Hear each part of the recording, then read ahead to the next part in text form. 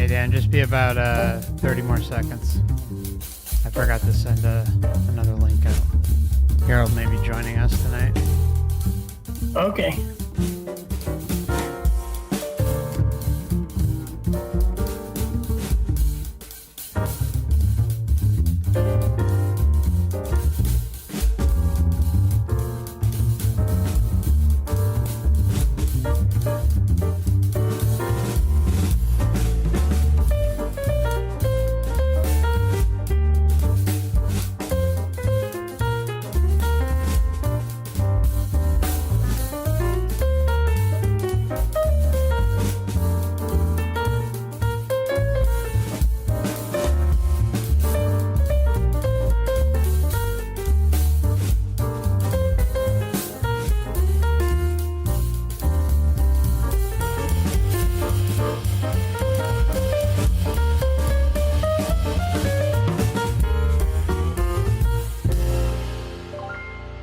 Okay, so we are good. That worked out. Sorry for the delay, my friends.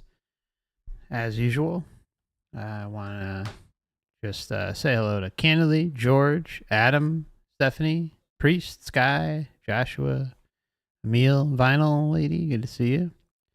Hope you're all doing well. True Detective, Harold, and anyone else. Let's see, Ma Lopez, and anyone else I may have missed.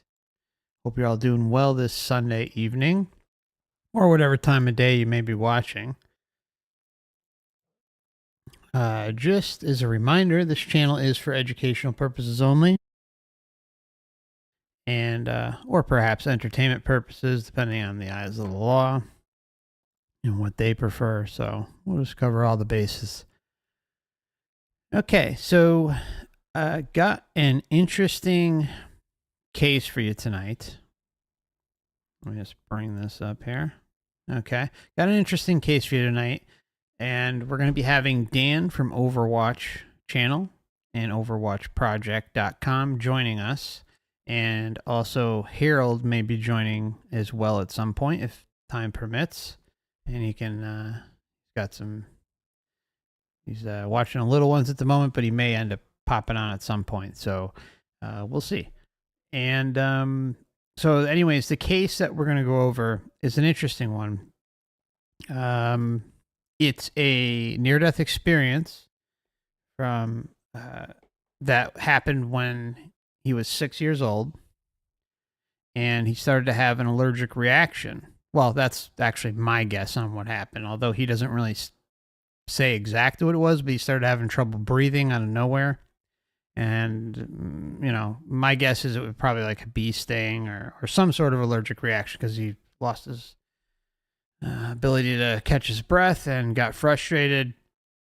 It is a very, very loaded NDE because what happens is he ends up, I think if I recall, not going to the light and starts asking questions like, you know, what's God all about? How did I get here? Where, you know, where the big questions, right? And so what that does is by him kind of putting himself out there and essentially wanting answers, well, what happens? The Matrix, of course, delivers, and it ends up showing him his pre-birth planning, pre-birth memories, which he ends up sharing with us in very, very good detail. And what's important to say with all this is how it aligns with the data patterns. Say that again. It aligns with the data patterns, my friends. It's not some extravagant story and overblown with BS. It aligns with the data. And of course, obviously, this is just my opinion, but there are cases out there, some that have even graced our presence recently, that are complete garbage. Okay. And that right now there's definitely a little bit of interference being run by the system. And I'm sorry, Dan, welcome. I'm sorry. I'm kind of just doing like an intro, but it's been a while. So I want to welcome Dan to the show. We'll get into the experience soon. There's a lot to talk about in this one. So welcome, Dan from OverWatchChannel and OverWatchProject.com. Good to have you back, brother. How you doing? Hey, Mark. Hi, everybody. Yeah, this is a really interesting case. I got a chance to watch some of the video before I joined you. And I just wanted to say up front that, being that he's 6 years old at the time that when this happens, I was thinking about that for a little while. And I began to realize that, once he detached from his 6-year-old body, now he's unrestricted consciousness, which, I think explains why he can remember everything so clearly. Yeah. You become, you first of all, we're not human. We're consciousness occupying human bodies temporarily. And everybody from all the NDE cases, when consciousness becomes detached, we are become unrestricted, sort of. The flood valves turn on, you know what I'm saying? Because it's something for him to have. He seems totally genuine, and he has a very crystal clear memory of this at this age. Totally agree with you, Dan. And I think that's like one of the interesting things about the childhood NDEs. It seems like they are a lot more formative and really kind of what I've boiled it down to just after looking at this stuff for so long is that the Matrix doesn't have much to work with.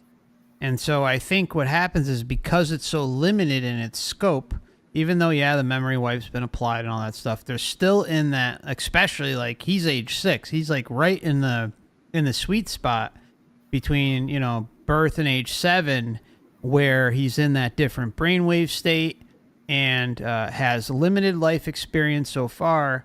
And so the system is going to throw other things at him and maybe even remind him of, the Matrix origins of where he came from, at least within the context of this system, like the overall system, not just outside of here, which is a whole nother thing. But anyways, I think it's important to stress that like the beauty of childhood NDEs is that there's limited life experience. So what we see is often a lot different, more vivid, and not tainted by the Matrix as much.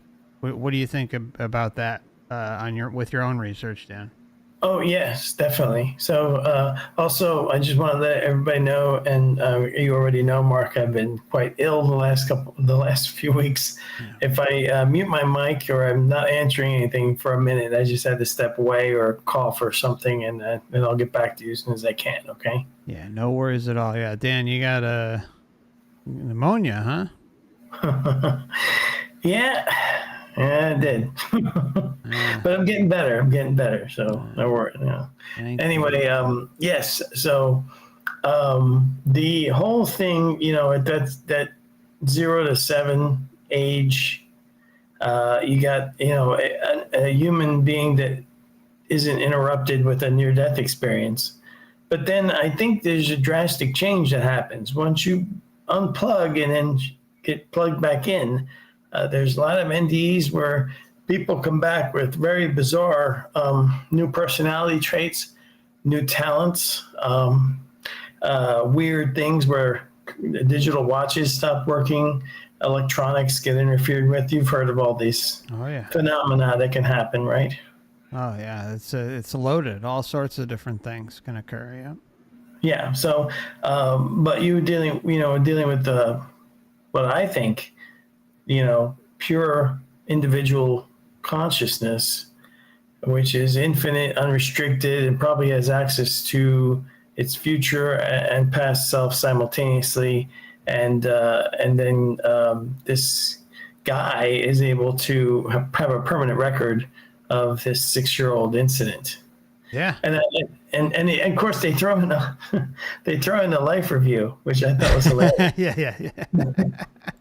Thought that was hilarious. Yeah, the life review of the children is just that says it all. There was there's been a few that I covered where it's just insane the things that they are guilt tripping children over. So never forget that. When you're looking into those cases, as crazy as the guilt tripping and the shame and the fear and the guilt and all that stuff can apply to adults, it's even more ridiculous with children who are innocent, young, and new to the world, and the processing is different. I mean, but yet, here they are being judged. Yeah, and one more thing about him being at that age, he hasn't been, most adults that we can observe in the world today have been so indoctrinated with authority that they never stop to do what he did. He instinctively does like what a child does, which is the constant repetitive why. Mm-hmm. What does that mean? Why are you doing, how children will ask questions about everything. Yeah, why this, why that? Right. When they get old enough, if the indoctrination systems have worked their job, they don't question anything anymore. They just, I'm told to go over here, so I'll go over here. Exactly. Not me. I'm not going. They have a problem with me. But anyway, you see that gave them an advantage, because it would be great to have an adult NDE where they stop, question, even interrogate this a kind of automated system he seems to be thrown into. A lot of these things seem repetitive in the procedural, life review, light, come to the light. Yeah. Tunnel, Jesus, God, deceased loved ones, soul group. I mean, it just goes on and on and on. It's the same thing over and over and over again. Yes. All right. So let's get into this NDE. Looking forward to it. And Dan, yeah, if you're able to stick around, that's great. If you're not feeling up to it later on, just feel free to let me know or dip out at any time, man. Oh, so far so good. So that's all right. Okay. And so here we go. Aaron's experience. I relived that experience that I had previously had as a soul before I became Aaron. I relived that process of becoming this person that I am now. Hello and welcome. This is Maureen again with Spirit Travels, and I have yet another interview. Oh yeah, shout out to Spirit Travels for conducting this interview and putting it on the internet. Appreciate it. Feel free to check her out. Spirit Travels. With a special guest. His name is Aaron Green, and he's here to tell us about his incredible experience that he had when he was young. So you can go ahead, Aaron, and take it away whenever you're ready. All right. Yeah. A little bit about myself first. My name is Aaron Green. I live in Chesapeake, Virginia. I'm married with 3 teenage kids and a dog. I work as a electrical engineer. I'm a professional engineer. I work at Newport News Shipbuilding. That's the company that makes all of America's aircraft carriers for the Navy, and half the submarines for the U.S. Navy. So that's just a little bit about me. So my background, I was born in Durham, North Carolina, and when I was 2, my parents moved to Chesapeake, Virginia, and we lived in a house in suburbia. We had some dogs. I have an older brother who's about 2.5 years older than me, and I grew up going to a Catholic church, and I considered myself a Christian, but the Catholic Church never really appealed to me too much. But I definitely grew up with a Christian background and a basic understanding of God. One day, shortly before my 6th birthday, I was playing with some friends in a neighbor's backyard with my brother and maybe 5 other neighborhood kids. And I'm not sure what happened, but I started to struggle to breathe.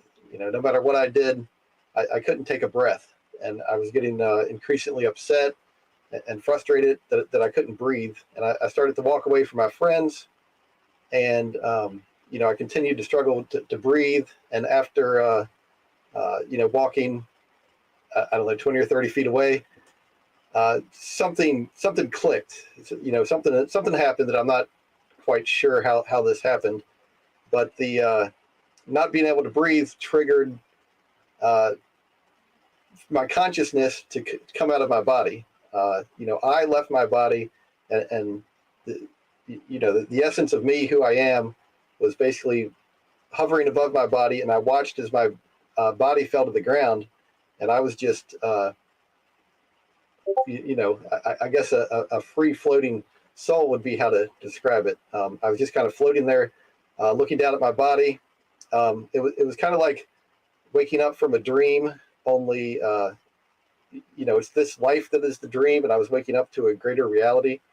And that's what we hear all the time, right, Dan? Yeah. Now, he's about to get into how he sees himself, but I think it's because he's so young at this time that, as we've heard from many researchers like William Beelman describe that the consciousness, our true self isn't human. It's pure energy or consciousness, and it's formless, it's genderless, it's basically information and awareness, sentience. And I don't think he has fully fully identified with his human avatar yet at this age. And so he doesn't appear as like a lot of people have NDEs, and they actually appear as their human self, like their astral body, whatever you want to call it. You know what I'm saying? Sure. Yep. Yeah. No, yeah, good point. Yeah, it's always interesting to see where these go. And I was in, I guess what I would describe as a plane of existence that's close to this physical plane, but at the same time different. A spiritual realm, I guess I would call it. Now, see, I think it's important to point out that he's saying it's similar to this realm, and they all say this. They all like talk about how, or at least imply, the comparisons that can be made to here. Either it could be deceased loved ones looking like humans, maybe they're younger and more vibrant than after they had passed, or there's Greco-Roman architecture, or there's all sorts of different things that can be compared to the experience that someone just came from in the earth realm. So right then and there, that should be a massive red flag for everybody, because if the everything has similarities, not everything, but if there's similarities between the two, that means that the system that you just came from, let's just say the earth realm that you just came from, is aligned with the realm that is in the afterlife, right? Or when the meat suit expires, or perhaps as a result of any of the experiences that someone may have. And there's, over 20 of them at this point that show similarities. So if they're showing similarities, what's the biggest question? Well, if I came from that, and you have to, of course, be honest with yourself and say, hey, this realm is a freaking dumpster fire. Well, if I just came from the dumpster fire and now I'm going into something that is similar looking, similar feeling, it's related to the dumpster fire, isn't that a red flag? Isn't it just common sense for that to be a red flag in and of itself? What do you think, Dan? Yeah. Yes. It's the, however you want to call it, the astral realm, the immediate astral or spirit realm, that is, from our perspective in the human body, for most people, unless they're mediums or have some other psychic connection to things, we're completely, mostly out of phase with it. We have that anticipatory response thing where we're kind of like 10 seconds ahead of ourselves, but otherwise we're unaware of it being there. And then somebody gets thrown out of their physical body, and now they're in that immediate connected spirit realm, and they can see their body on the ground or whatever, like he can.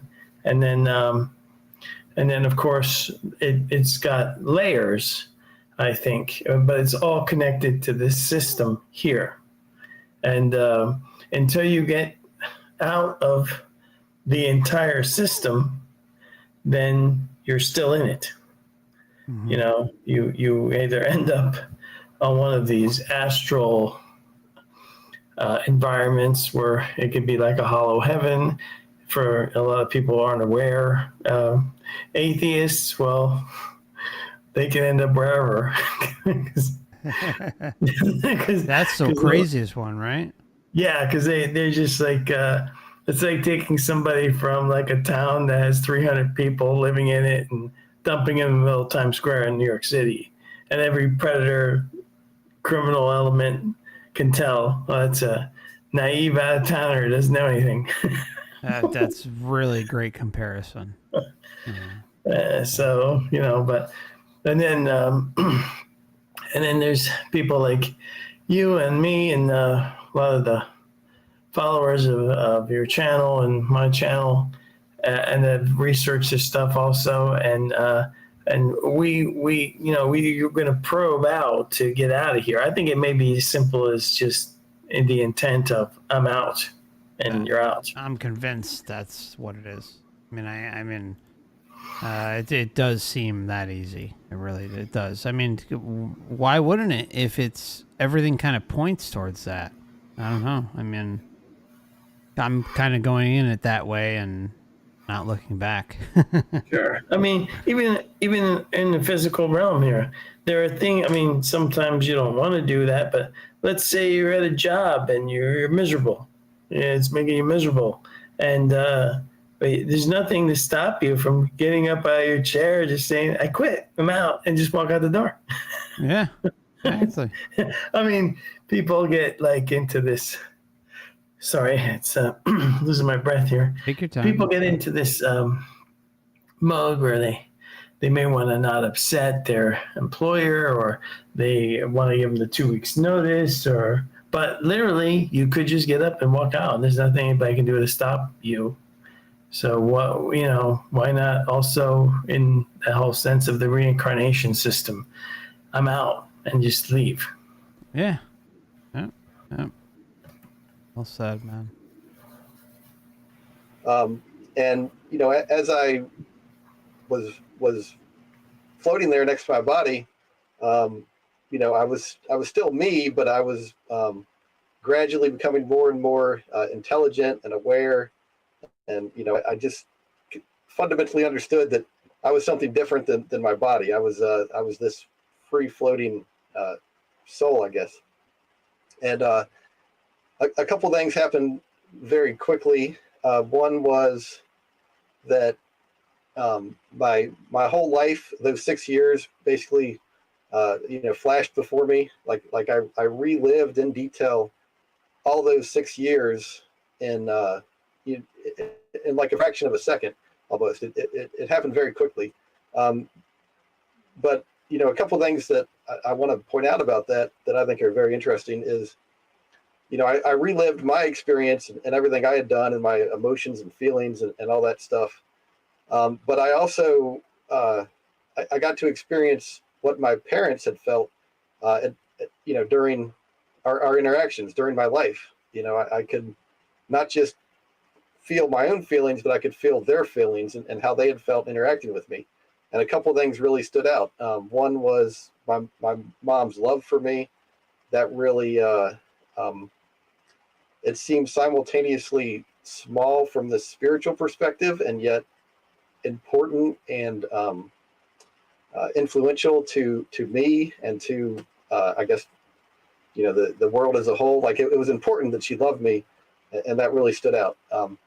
My father loved me too, but what really stood out was from that spiritual perspective and reliving my life and feeling his feelings. What really stood out to me was the anger and frustration that he felt when I was a small child, changing diapers, crying, how that would frustrate him and upset his plans and whatnot. But those two things really stood out. And about the frustration I had caused my parents as a baby was it was also self-evident that I was a baby. I hadn't done anything, even though I had caused this frustration for my parents. I hadn't done anything wrong. I was just that's just what it is to have a baby, and that was all self-evident together. But anyway, that reliving my life only took like a fraction of a second, I guess. And then when that was done, my whole life, those 6 years seemed like I had done nothing. Like it felt like almost nothing, even though it was 6 years. And then I was just floating there by my body, and I noticed a bright light in the distance. I knew it was very important, but I didn't go towards it or anything. Okay, so I think it's important. He's like, I saw the bright light in the distance, and I knew it was important. So right then and there, he's been here before. He knows it's important. Everyone else feels like it's home or God or source or the creator or whatever the case may be. It's always familiar to them. Always. Yeah. To me, it's something that attracts after you're out of here. Almost like a bug zapper, attracting bugs. I mean, do you ever want? No, it's a perfect comparison. The before we get into the light, though, this whole thing with his life review.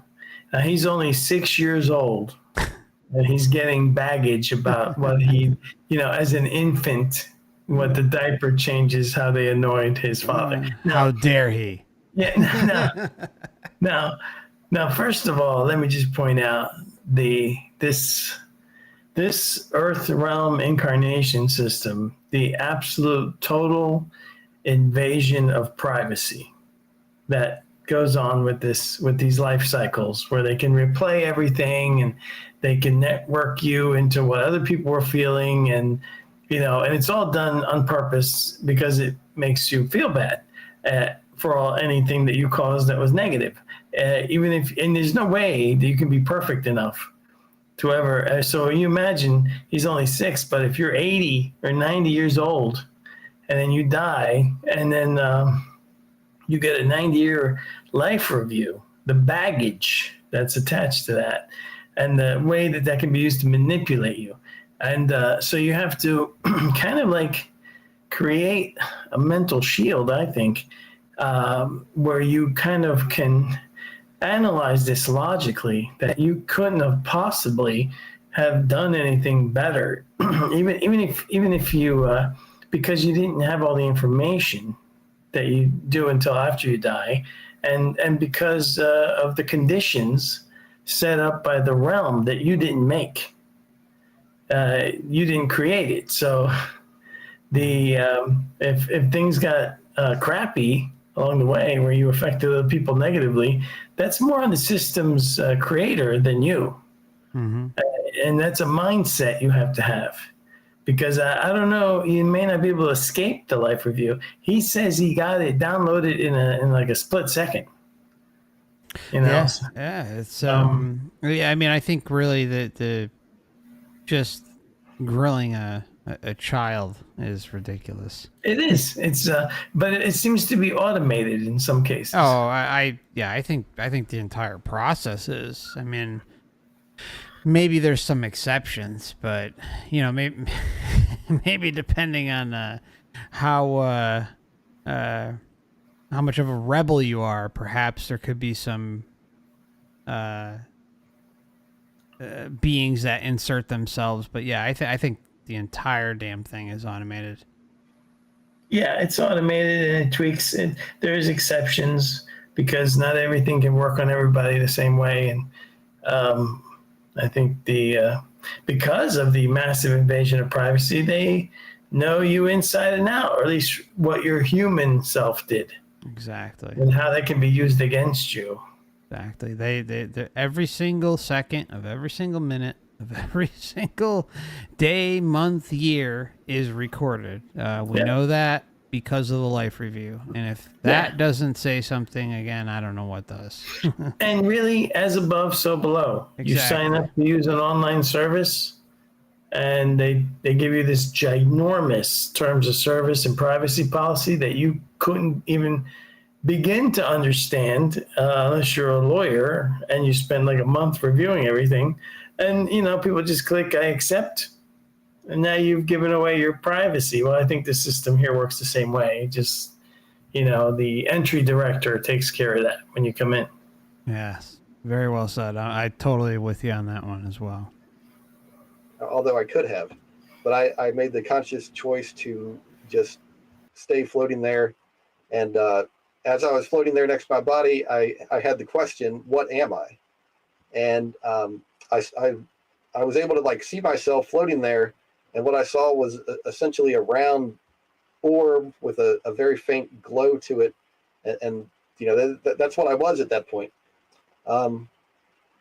There was more to it than just like a round orb, but I can't really describe it. There was some kind of like spiritual insides, but I couldn't describe it. And it's suffice it to say I was kind of a round orb floating there. And then I had another question, and as I would have a question, like the spiritual memory would replay for me, and the question would be answered. And it happened very fast, even though some of these questions had complicated answers. So one of the first questions I had after what am I was, where did I start? Where did I come from? Great question. And the spiritual memory replayed for me. And it's like I re-experienced something that I knew that I had experienced before, but as a human, I had completely forgotten those memories. Okay, so he knew he experienced it before, but completely forgot the memories, which goes right to everything, the memory wipe. Yeah, the memory wipe. I don't, and people have the capacity of people to try to, the Stockholm syndrome, this whole place is phenomenal to me, because it is.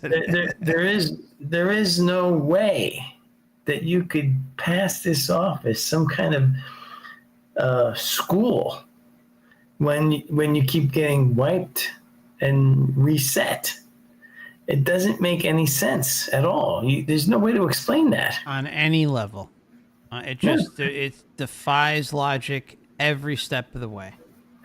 Right. I mean, if we had memories that you could pull from every lifetime, every time you learn something new, or you could remember your mistakes, or and then you could correct them, even if it was in some kind of detached memory, like if the system allowed you to remember your past lives, but also have you remember them as separate from your current one, so that you could then have less of a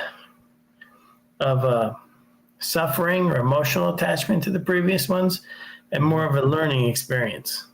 Yeah. But the system doesn't do that. It just wipes you out, resets you, and then dumps you back in. Yeah, and then I can't tell you how many comments. I'm sure you've probably gotten some of these as well. It's like, oh, well, what about past life regressions? Well, what about, the how minute that is in the grand scheme of things. Oh, what are you going to do? Regress yourself, what? Few lifetimes? Let's just be even generous and say 5 or 10 lifetimes. And then even then, are you going to get the full picture? Hell no. You're not going to get the full picture. Never going to happen. You're going to get all Matrix information as it relates to your existence within the system. Right. Most people do not ever have that ability to do that in many, many lifetimes. And only some people a very few minute number of humans get to, or consciousness incarnated as human, get to have someone take them through some kind of regression therapy. And that is also another proof. And at the same time, they use these regression therapies to solve your current phobia or your current fear or some kind of PTSD that you're having from previous lifetimes you can't remember, but you remember the trauma, or the trauma kind of triggers you. And I'm like, well, how is he ever supposed to figure that out? Or she or whoever is supposed to figure that out if they never had the regression therapy?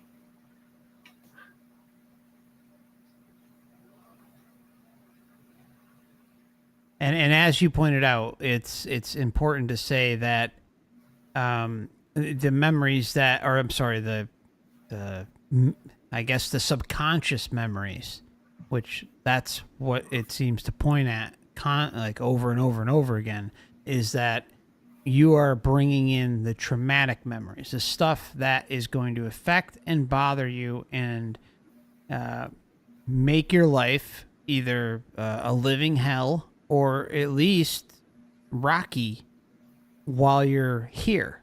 So if that's happening, well, first off, why is it subconscious, right? Like, why are those who are afraid of swimming or afraid of water or afraid of heights or afraid of dogs or whatever the case may be, what you pick it, whatever your deepest fear is that you can think back to for as long as you've been in this lifetime, or perhaps maybe even realized at some point because you came face to face with this phobia. Why are those things so prevalent? Why are they prevalent? The only it goes right into the loosh part of everything, right, Dan?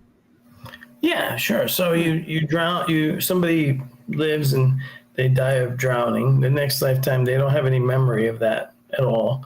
But the trauma of that event causes them to have some kind of subconscious phobia of water. Now, every time they're near water or on a boat or a ship or something, if they had to go and do that, or they're flying over water in a plane, and they are this fear, or this trauma is bothering them, they don't even know why. And now, of course, they're emitting matrix energy, loosh, whatever you want to call it. So it helps the system out. Certainly doesn't help the being out, ascend, or whatever else. This whole thing with the 5D is coming is a great awakening. I grant you this: there is a tiny awakening. It's not a grand awakening. They keep using this great awakening, but obviously there is a tiny one, because I'm here, you're here, people watching this video right now are here. Yeah, it's definitely. I think what's going on is it was a trade-off, right? It's like if they're upscaling the technology, releasing it, and as a result, by having access to this type of information on a big grand scale, then it's a risk versus reward. It's like I think that's how they look at it. It's like, okay, there's going to be a few that figure it out, but still not many. And even then, the awakening that's occurring is mostly within the distraction, the system truths, right? The system awakenings, the system sanctioned awakenings, not like the deeply spiritual concepts to everything that's going on. It's just like it's just the carrot dangling and saying, hey, keep chasing it, and maybe you'll veer off that path, but not until you run into about 10,000 agents before you get there. Yeah, there's no problem with this system allowing the tiny number of people that have figured it out of here. Totally. They got plenty on the astral plane they can convince to come back here. Plenty waiting in line that have never been here before. And plenty just willing to go back. Yeah. They're just going to be willing to go back. They're not going to question anything. So it's no big deal. It's like a casino, right? In order for the casino to operate, some people have to win. They got to walk out there with more money than they came in. But the majority of people in the casino are guaranteed losers because otherwise the casino would go out of business. Its business is to give you an opportunity to win, and then the majority don't. And they keep coming back and giving more of their money. Or here you keep coming back, you give more of your loosh or your energy or your life force, whatever it is they're collecting. And then a couple people get the winners. And they're like, oh, we got a jackpot winner here. He's out of here. He's leaving with all these experiences, and he's never going to be fooled again, or she, or whoever. You get my meaning? Oh, absolutely. No, I think it's a great comparison. It's they got to have the illusion up front and center, and some will hit the jackpot, and some won't, or the majority won't. But are they going to keep coming back or not? Right. Except here, it's not a gamble. Here, it's a choice. It's a choice, and most people will choose to stay in the system. Yep. Well said. And so I was basically taken back in this memory to when I had, I guess, started out as a soul. I was in what I would call a group of souls, it was almost like a sea of souls. It was me as a round soul and hundreds or thousands of other souls. And we were in what I would call like a sea of light. It was very bright. We were all happy, but we were also immature. We didn't have any experience. We didn't really know anything. Okay, so my opinion of what he's talking about here, assuming this is even what's being conveyed, or if it's complete bullshit, who knows? But on the behalf of the Matrix, I don't think necessarily on what Aaron's perceiving at all. I think Aaron's telling exactly what happened in this experience. But I think what we're seeing here, and it seems pretty blatant, that we're seeing his initial entrance into the Matrix system, right? I think what's occurring is he's saying, oh, we're ignorant, or we're, we don't know as much, this and that. So again, it's the reliance on outside entities, outside beings, outside systems to fill in those gaps and provide that knowledge that has already been suppressed because of, his essence coming into the system and basically involving himself with the Earth realm and the Matrix in general, to, I guess, for just to put a phrase to it, to play the game. Yeah. Obviously, consciousness or souls have to originate from something, some kind of source that gives birth to souls. And obviously, in that new state of existence, you don't really care about anything, you don't know anything, and you kind of like don't need anything, right? There's no suffering, there's no necessarily any kind of duality. But I think in our creation, all souls have certain traits. Free will is one of them, but I think also curiosity, the capacity for imagination, creation, all that stuff. And so the multiverse of realities out there must have all kinds of different, all kinds of different stuff must be going on in an infinite multiverse. Earth, I think, becomes attractive because of all the chaos and noise. And it draws in these noob souls, and then they don't know what, there's no way to know that what you're getting into the first time. and it's just attractive. It's like exciting. It's something new, and I think all souls have a capacity for curiosity, and so they sign up to experience this without fully realizing the gravity of the situation they're getting themselves into. Exactly. Totally agree. Yep. You come in blind, and you don't have any reference point to what pain, suffering, all that stuff is. So Right. Monroe, in one of his books, wrote that he astral projected back to his, I think, point of origin, or where where he came from, which seemed to be a very bland, and what he said, basically he left there because he was bored eventually. yeah. He started noticing everything was repeating itself, like music, everything was the same, and it was boring, and then he departed from there, and eventually he got caught up in the Earth reincarnation system. I mean, that's basically his how he got here, right? Yep. You read his books. 100%. Yep. That's what he says.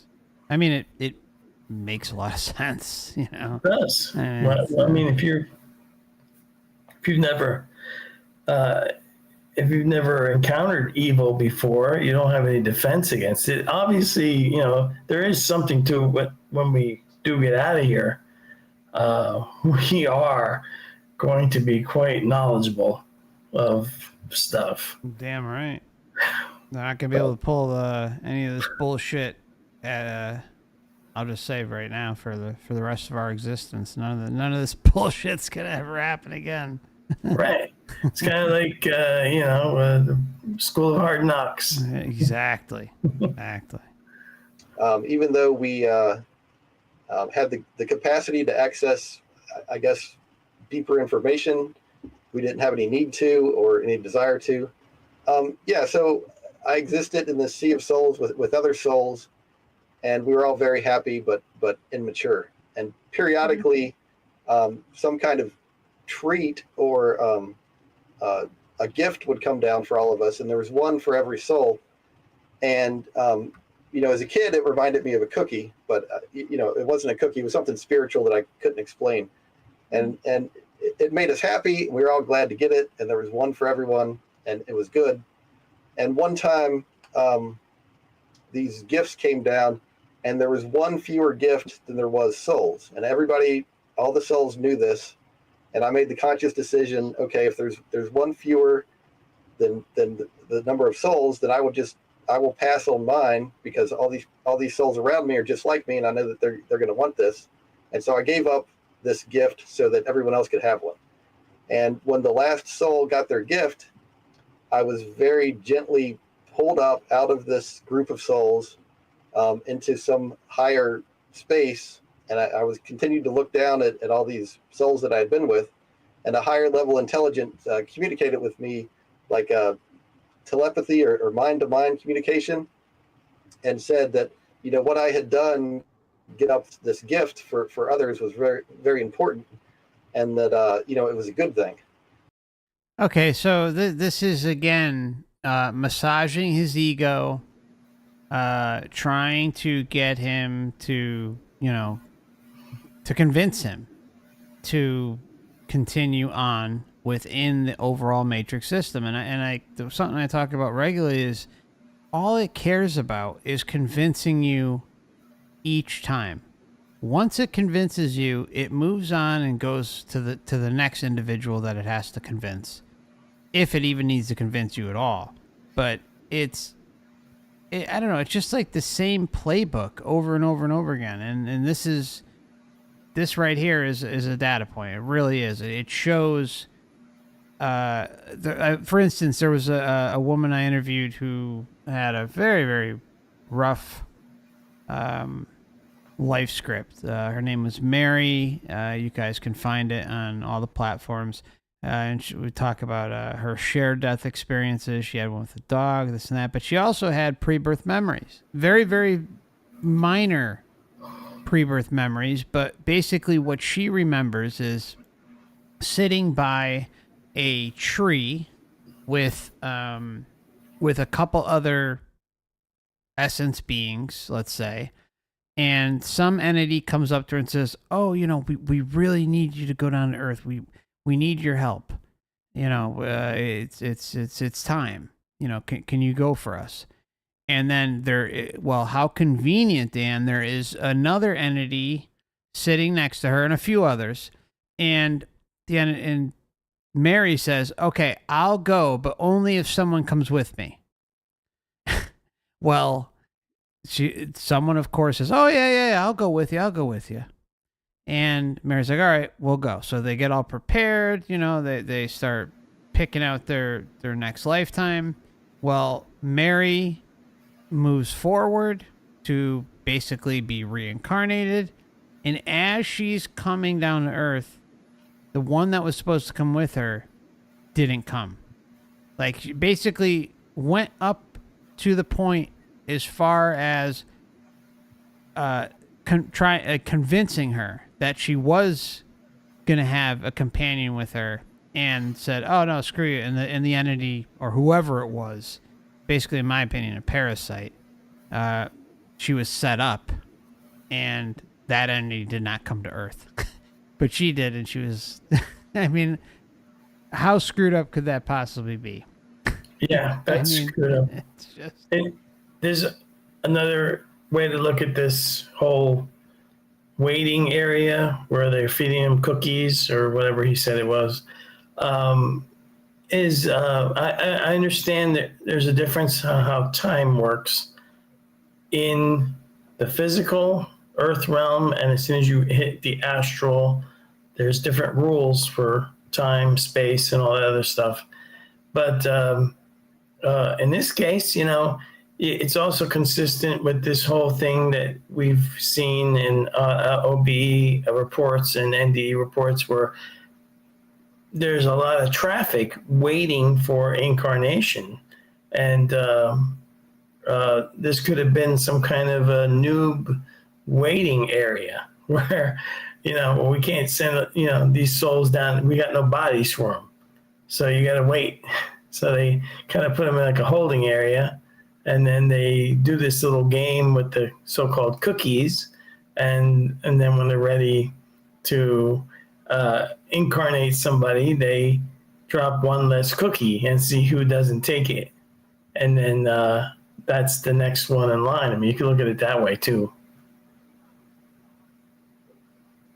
Yeah, no, yeah, yep. I like the comparison. They play. There was this one. I think it was like a 5 or 6 year old. I'm not going to get into it. It's kind of a long story. I'll just move on. We'll move on. I don't want to get too bogged up with that. And this higher intelligence communicated that it was God, and that I had been created, and I was important, and by I was important, I mean not just me, but all the other souls were also important, and that essentially God had prepared a wonderful existence for all of us, but we weren't yet ready to appreciate or enjoy all the wonderful stuff God had in store for us. That we had to we needed to go through an experience to educate us and enlighten us in order to fully appreciate what God had prepared for us. And I asked God, couldn't you just change us and allow us to enjoy this? Make us however we're supposed to be, so that we can enjoy whatever it is you've created for us. And God's response was that yes, absolutely, God could change me and everyone else to be like that, but that we were created with free will, and that free will was very important, and that we weren't created to be mindless servants of God, but we were to be able to freely choose what we needed to choose to be like God wanted us to be, which was loving, kind, compassionate, all the good godly characteristics people associate with good things. Okay, so there. I mean, look. Obviously, no offense to Aaron, and Aaron may watch this video because I did reach out to him, but I guess kind of when I hear that, it's again, I think it's important to just use common sense and apply it. Okay, if that was the case, then why such a faulty meat suit to come down here with? I mean, why? Why have all of these issues? You know, and the other thing is if someone, you know, I don't want to. Well, no, listen, there's a lot to unpack there, but the most important part is this message he gets. You know, keep in mind, a lot of naiveness there, right? Oh, I think whatever was communicating with him was partially truthful. You have free will, blah, blah, blah. And then, what we're going to leave out is that we're going to send you to an absolute shithole of suffering, chaos, evil, and we're going to put you in an avatar that is full of flaws and problems. And we're going to limit your consciousness down to this pathetic low level, and we're going to wipe your memory. Oh, I forgot to mention all that, but it's important that you go there. It's just, it's important. It's important. You gotta keep following the crowd and doing as you're told. Yeah. So I said, you know, okay, that I guess that makes sense. Again, I was coming from a place of ignorance, and He's like, I guess that makes sense, but There you you go, gotta but- remember, I'm coming from a place of ignorance. Openly There- admitted. There you go. Yeah, because before anybody comes here the first time, we're all ignorant. Yeah. I didn't really know anything, and God knew everything, so I Yeah. accepted everything that God said. I accepted everything that God said. That's Yeah, just- this whole thing about the what people perceive as a god or whatever. The ultimate source of what generates all of us souls, that's something like probably the only true thing that you could say is you could call it a god. These are little g gods that purvey over, I think, dominions that they either create or come into existence into, and they don't necessarily create consciousness itself. They can create a realm for consciousness to occupy. And I think that this one was specifically created. OverWatchProject joined.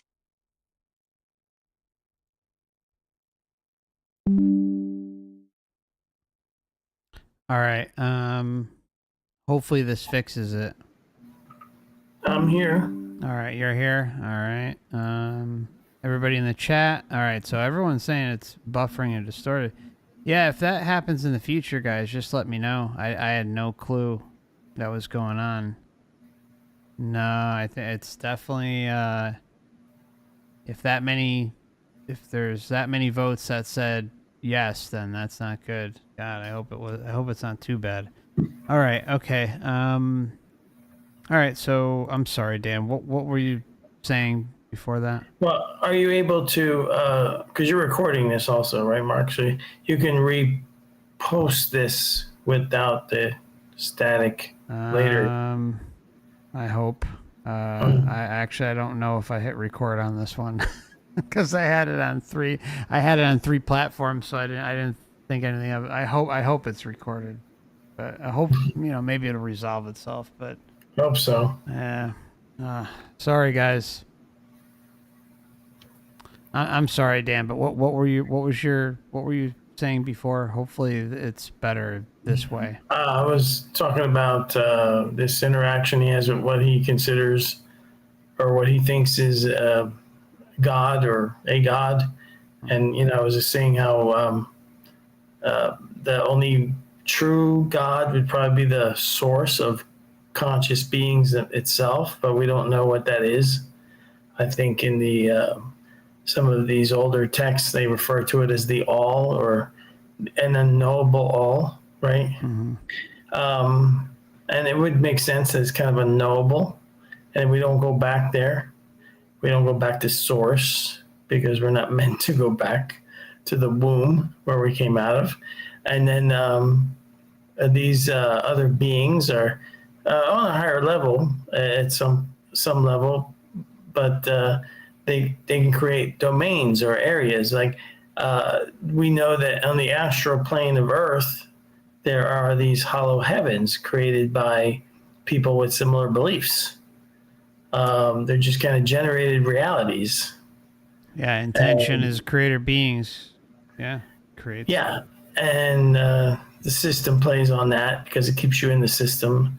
Eventually, those hollow heavens fall apart, and then beings get either put somewhere else, or they go off somewhere else, or they come back here for another round of life. And so it's the definition of the word God that is something to pay attention to, how you define that, and hope that makes sense. Yeah, sure. And I think kind of looking at the perspective of the whole God creator source thing, and saying to yourself, look, I don't know. Like in my opinion, like the kind of coming from a another source or another creator makes sense to me, but it's also something that's pushed here. So I guess the question is if you don't know, why put all your eggs in one basket and hope and have faith that everything is as advertised when you're coming from a system like Earth? Sure. Yeah, there's a book I read a long time ago, Biocentrism, which I think that was the title. It was a biologist. He wrote a book. Essentially, his theory was that we have everything reversed, that matter is secondary, consciousness is first.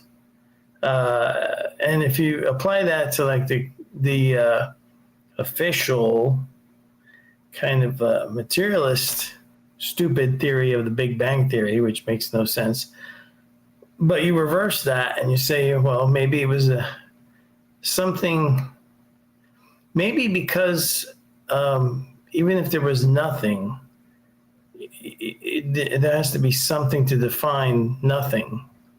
Otherwise, like in computers, the binary system, right? The zero is there, but the one defines the zero. Maybe there was just an explosion, a big bang of consciousness. And then that's where we came from also. It could not necessarily have to be some architect. You know what I'm saying? Yeah, no, it's I leave everything on the table right now because I just simply don't know. Don't know. I don't know either. Yeah, and kind of just look at it like, hey, whatever it is, but it's something I like to compare it to is like it's an absentee source, absentee God, absentee creator, something that clearly is not concerned about my or you or our well-being. So why am I going to be racing to, merge with source or whatever the case may be? Basically, the ancient explanation given in Hermetics where it refers to the source as basically something that you're not going to be interacting with. It doesn't really interact with you, and it's unknowable. So just leave it at that. They're basically admitting they don't know. That's going back ancient times, and some pretty good wisdom in those Hermetic books, as far as I'm concerned. Yeah, no, there's a lot of good stuff there. There's so many great texts out there for us to work off of and kind of, I guess, proceed in our journey, right? We all get there at different points.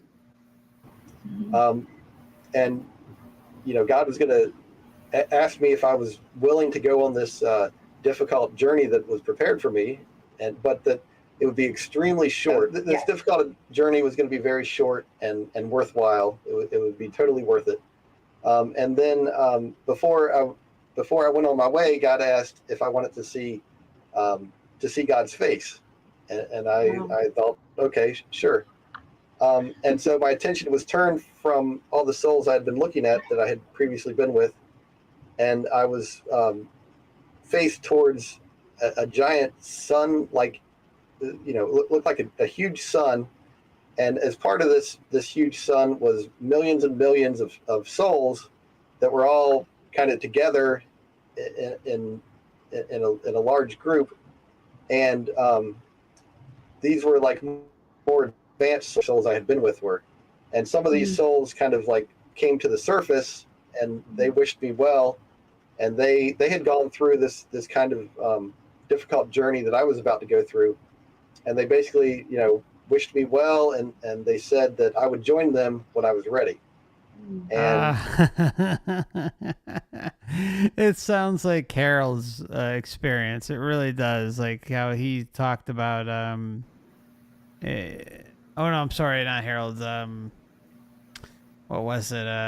Christian Sundberg, who he says, "Oh, like I wanted to be like them," and his pre-birth memories, how he self-aborted himself and was freaked out to come here, but he wanted to be so much like these entities that it was always like this, the dangling carrot, the false hope, and basically, in my opinion, the translation is oh, just one more lifetime, lifetime, you'll get there soon, or you're almost there, just keep going.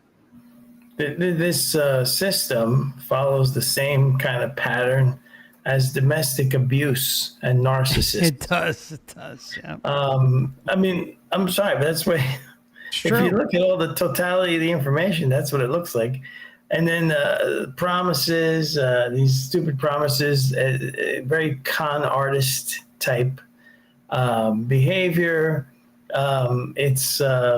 It's reminiscent of those, I don't know if you remember, in the 1990s, there was a lot of late night infomercials to promise you wealth or this or that. And, just buy one more system. Next time you'll get it. Nobody ever got rich on those things. It's I don't know. It just seems very con-y to me, like con artist type behavior, narcissist, domestic abuse. Also, like removing you of your the power you already have, making you think that you have to earn it or you already have it. And if you've been here more than once, you have it. You are already capable of leaving here and being beyond whatever runs this place. You're already accelerated to a much higher level. Exactly, and I think everything boils down to self-realization. It really does. It's like you're breaking free of the programming, and it's as difficult as it may be. It's possible, and until that kind of happens, you may even achieve self-realization a number of lifetimes before you kind of get to like the real, like today, like where you're saying, okay, I understand that the whole damn thing is a scam, but sure. I don't know. Even if you don't have like these, there's a lot of self-help books, but I don't have any toxic narcissist type relationships affecting me. But maybe those books can help. Because at some point after you die, you got to tell them, I don't need you anymore. I don't want you or your system or, isn't that kind of like what they tell these people to tell their abusers? Mm-hmm. And then leave. Yeah, so it is a very abusive system. It's incredibly abusive. I mean, just in the last 2 weeks, I got to tell you, a couple points, I was kind of scared. I I thought I was going to get ready to depart. I'm like, no more podcasts for me. So luckily I had some good care, luckily. Yeah, absolutely. Thank God well, not thank God, but thankfully you had you had a good care team behind you. Yep. They were very happy, and they wanted me to join them because I would bring something to them as a group that would make them even happier than they were now. Like every soul would bring something that would increase the happiness of every other soul. Sounds like that sounds like Loosh, does it not?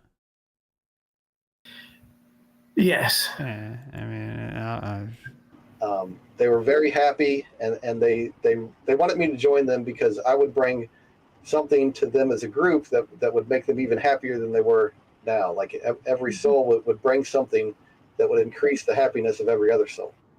or perhaps just soul group bullshit, soul group scams going on.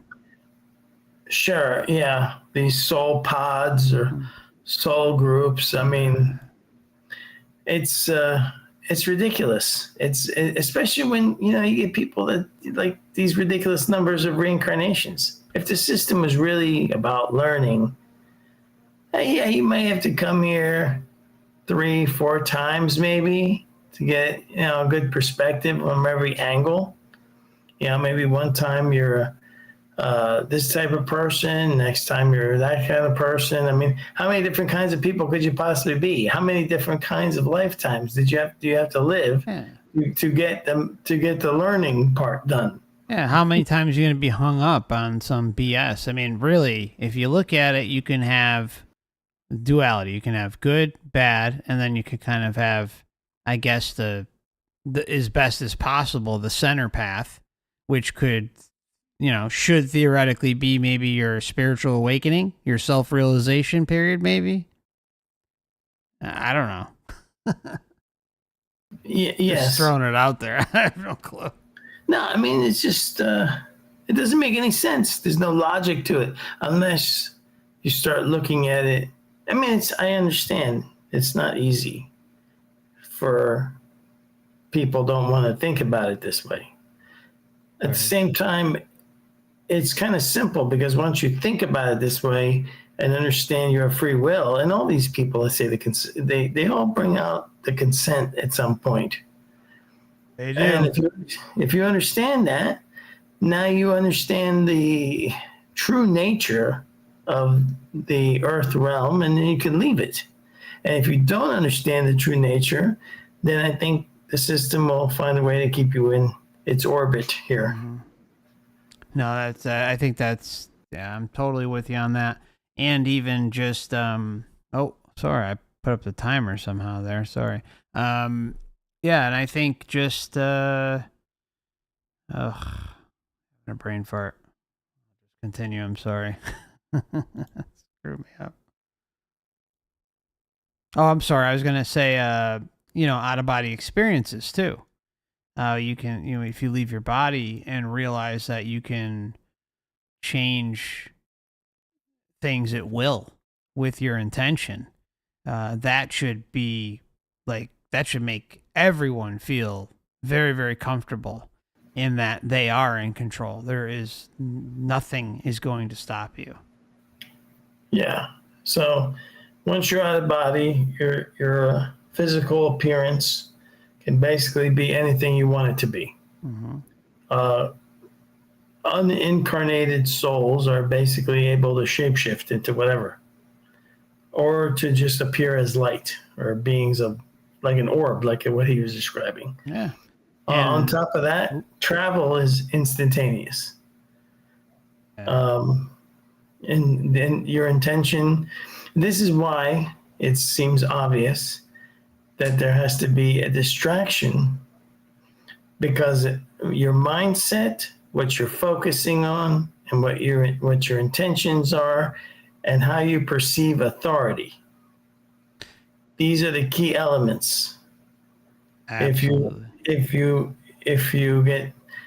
If consciousness seems to be so able to affect itself and anything around it by whatever it's focusing or thinking on. So once you get into these astral states, so distraction becomes key. That's why I think the light is used. I think they immediately having a hard time breathing here. They immediately give you something to focus your attention on. Your life review, and then it's almost like the hook a salesman uses. When if you ever shop for a car or something, that's a great example. A good salesman will find some way to hook you so you don't leave. Exactly. They want to keep putting that pressure on you. It won't seem, if he's really good at what they do, that never seems like pressure. Subtle, yeah, it'll be subtle. It's very subtle. It's very clever. I mean, they got a business. They gotta sell cars, and if it's a good salesman with some kind of a way to charm you and keep your attention on the car that you may be attracted to, they get their hooks into you. And now it's their job to close the deal. So same thing with this system here. Get your attention, get you hooked in. Whatever you do, they try not to make you think of, I think I just want to leave now. See ya. Yeah, whenever I go into a few times I bought a car, I go in there and I say, listen. And of course you run into a few. There's no way if you're ever shopping for a car that you're not going to run into some jerk or high pressure somebody who just is trying to get you to sign in for the car that day. And basically I just tell them, hey, listen, I'm going to tell you right now, I want to look at these cars, but I am not by any means agreeing to purchase a car today, tomorrow, or who knows when. I'm looking for a car, but I'm not necessarily, I make it very well known that no contract will ever be signed on the day that I'm looking for a vehicle. Yeah. Yep. And you have to be aware of that focus and maintain it, because a good salesman will try to get you to bend away from that. I think this matrix system does the same thing.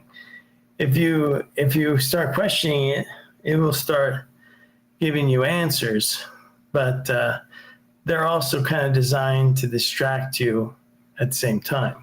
Yeah, I think that's a really, really good point, Dan, because it's something we see over and over and over again to an insane amount of fault, that is that this system will always tell you the truth. Now, just because it's telling you the truth doesn't mean that it won't be peppered with distractions and BS and all that stuff, but the truth is always revealed. Always. Yeah. Always, always, always, always revealed. So I happen to be laughing because somebody wrote, you all need an astral Jesus to pay for your sins. That's funny. All right. See here. Here we go. So I was then asked if I was sure that I was willing to go through this difficult journey, and I agreed. And then it's like I was off, at great speed. I was rushed off somewhere else, and I needed to choose where I was going to start this difficult journey. And basically, I was shown countless, I guess, thousands of different planets that I could go to, and live a life that would give me the enlightenment I would need and the education that I would need to grow myself into the more enlightened, more advanced person that I needed, or soul that I needed to be. Mm-hmm. And eventually I saw Earth, and I don't know what it was, but something about this place, I was just sure that this was the place I wanted to go. Mm-hmm. And I picked Earth, and then I was asked if I was sure, and I said yes, I was sure. and then it's like I was off to Earth, and then that memory ended, and I was still floating there by my body, and I then had I was just floating aimlessly around, and I had another question. And keep in mind, this entire reliving of this experience it happened almost instantaneous. It was very, very fast, even though it was a detailed memory. But I had the question, how did I become Aaron? How did this happen? And immediately I relived that experience that I had previously had as a soul before I became Aaron. I relived that process of becoming this person that I am now. I was with some guides that were helping me to make the choices necessary to start this life, and they had a person that they thought it would be a good fit for me to become, and they showed me this person, and something about the life they lived or their childhood. I would become an extremely angry person. So I completely rejected this angry person that I could have become. I knew that some other soul would eventually choose that, and that it would be beneficial for them, but I completely rejected it. And so I was then taken to a different set of parents and shown that this was a possibility. Okay, and this is exactly how this works. So what the system does is it throws up, careers. It throws up locations that you can be born in, all involved in your soul group. And even though, there could be even offshoots of the soul group that's popped up from time to time where, like you kind of have a core group of individuals that you would incarnate with. Now, just because you incarnated with them last lifetime doesn't necessarily mean that you'll incarnate with them this lifetime, right? It does get mixed up a little bit, but usually there's not major gaps in between those time periods, or between those lifetimes, I'm sorry. And so, and you basically get a preview of how things are going to go down. And there could even be, life script A, life script B, C, you don't usually see too many, but there is consistent evidence in the data points that show that there are multiple offers, and there is always, always, always some sort of being inserting itself into the scenario with you. And it's usually someone that is respected. It could be, for lack of a better term, it could be a guide, a teacher, an ascended master. You pick the words, the being that you want to associate it with. And it's all those same type of things that pop up over and over and over again. Sometimes it's one, sometimes it's two or three. It's usually no more than three. That's kind of what I noticed. I mean, but it's the same thing consistently over and over and over again. So something I just want to really drive home, because there is a lot of there's garbage accounts out there that are trying to pawn themselves off as either pre-birth experiences or life between lives or this or that. I'm talking things that do not align with the data points. What about these? I'm sorry? What do you make of this so-called choice about all these different realms that he could have gone to? Well, I think... Are those different loose forms, or do you think they had to offer that because it's part of a free will thing, but somehow they made the Earth one more appealing?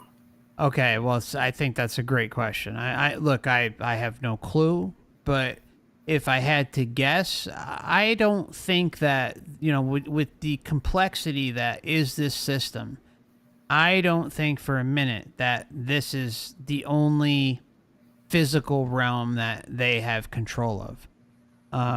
We can even kind of go out on a limb and say that perhaps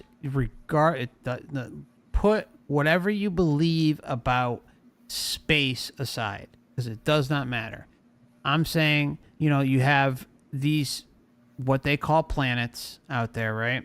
Perhaps those are other physical realms. Perhaps they're astral realms. I don't know. But I kind of look at it as, if I, again, put yourself in the shoes as if you're some creepy parasite that is running this joint. You know, it's hard for us to imagine being that evil and twisted and sick, but put yourself in their shoes. That's always the best approach with any of this. Wouldn't you have backup physical realities? Wouldn't you have backup astral realms, backup control systems galore to make sure that you're not going to lose an individual? There has to be some spirited essence beings out there who have totally figured out the BS that is the Earth experience. And if I was in the shoes of the parasitic controllers, I would have backup realms that, you know, they look different. They're physical realms, or they're just control realms in general, and kind of give off the illusion that, hey, you graduated, you're moving on to the next step, the next belt, or whatever you want to call it, the next dimension. And all it is a cascading effect of deception and control and loosh and whatever the case may be. So personally, I think he, you know, I think they want as many individuals as possible here. But why can't there be multiple copies of Earth too, right? Different epochs. Like, for all we know, there could be an Atlantis or epoch that is adjacent, you know, to the Earth realm, that is physical or etheric or whatever the case may be. I leave everything on the table, but I don't think they're ever going to just kind of leave wide open gaps for individuals to escape, unless they, you know, have no choice, like where someone truly realizes who and what they are and what they're capable of, and that they can leave with just their pure intention. So I don't know. What are you thinking on that one, Dan? I'm not sure. Same here. No, I mean, everybody, a lot of data suggests that no matter how you look at these other realms, or you think that they belong to the same system, but it seems to be a general consensus out there, or a kind of like a, how would I say it? Beings that are on the spiritual realms that are sort of street smart, that, you know, they told a lot of OBEers that Earth is the absolute worst place. That comes up time and time again. It is the hardest place. It is the absolute worst place. It is the roughest place. Mm-hmm. Even Monroe, last week, I don't remember if you saw it. I did a short podcast, but it was basically about a playlist I put together so people get a grasp on what goes on in these astral realms, and what OBEers and NDEers kind of I put together a playlist, and there's a whole section in there of Robert Monroe from the 1990s. I think it was a 1990 presentation he was given. And he said that if, you know, beings that come out of the Earth realm are regarded as higher, like stronger consciousness. He almost said like God level or something, you know? So I don't know. Yeah, it's I'm in the same boat as you. It's like we don't know. We really don't. And I think that kind of condenses everything down to, like, in my opinion, common sense, right? Just don't give in. I think it's important for all of us here to sit here and say that we don't know what's going on. We don't. We have a rough outline. A lot of things seem to point in the same direction, and there are many, many different topics and data trends that point towards this whole thing being some big mass deceptive loosh farm, but in reality, I look at everything as like, don't trust anything. Don't trust anything. Go within you with a sovereign perspective and see what happens. Like, because at the end of the day, you know, we can sit here and talk about this all we want and break things down. And a lot of things do seem to point towards a mass deception of epic proportions. But who knows? Who knows exactly what we agreed to, how long we've been here, this and that. And we can't forget that we're in someone else's construct, right? Dan, we're not in, you know, as far as we know, we had nothing to do with creating this place. We're here, we're creator beings, but this is some sort of control system that some other entity or entities created, or an AI created. So, yeah, you know, it's not our natural habitat. It's just not organic to us. No, the whole system here is, everything here is set up so that it can be used against you later, sort of. It's a very, very kind of like oppressive environment. The body itself is designed so badly that there's so many different problems with it. It was like almost like it was, okay, this is good enough for what we wanted to do, and then that's it. There you go. There's the human container for consciousness, yeah, which has a lot. I'm sorry. Go ahead. And we don't. Nah. All we can do is what I've mentioned before is take a look at the totality of the information, you know, as best you can in depth. Keep adding to the totality of the information as you learn more. Analyze it without using cognitive dissonance. So you don't maintain, you know, I got to maintain this premise is true. So, you know, just look at where the evidence points without you having to try to manipulate it. And this is where I ended up. This is what the conclusion was. Yeah. I'm like, oh, this is a reincarnation system that is not really good for learning, but it's good for something else. And, you know, best bet, we have free will and we can leave if we figure it out. Yeah, no, yeah, exactly. It's just it really, when you strip everything down, it's the most logical approach to everything. But I wish we can sit here and say it looked different, but it just nothing. If anything, as the years continue to roll by, it just proves itself more and more to be just a complete clown show. And again, like, just everybody think about the meat suit. I know we were just talking about it, but that speaks volumes in and of itself. Sure. The system here is designed in a way for, you know, obviously to limit what you can know. You get imprinted with certain traits from astrology when you're born. They affect your personality. I mean, if anybody's out there's ever played like Skyrim or something where you're putting your avatar together and you have to give it certain traits and strengths and weaknesses, and then you're born into that, whatever design that is. I don't think we get to design that. We just get to maybe choose one before incarnation. I mean, that's goes all the way back to like even the Book of the Dead from Tibetans, where if you don't choose wisely, you will end up potentially in a really crappy lifetime.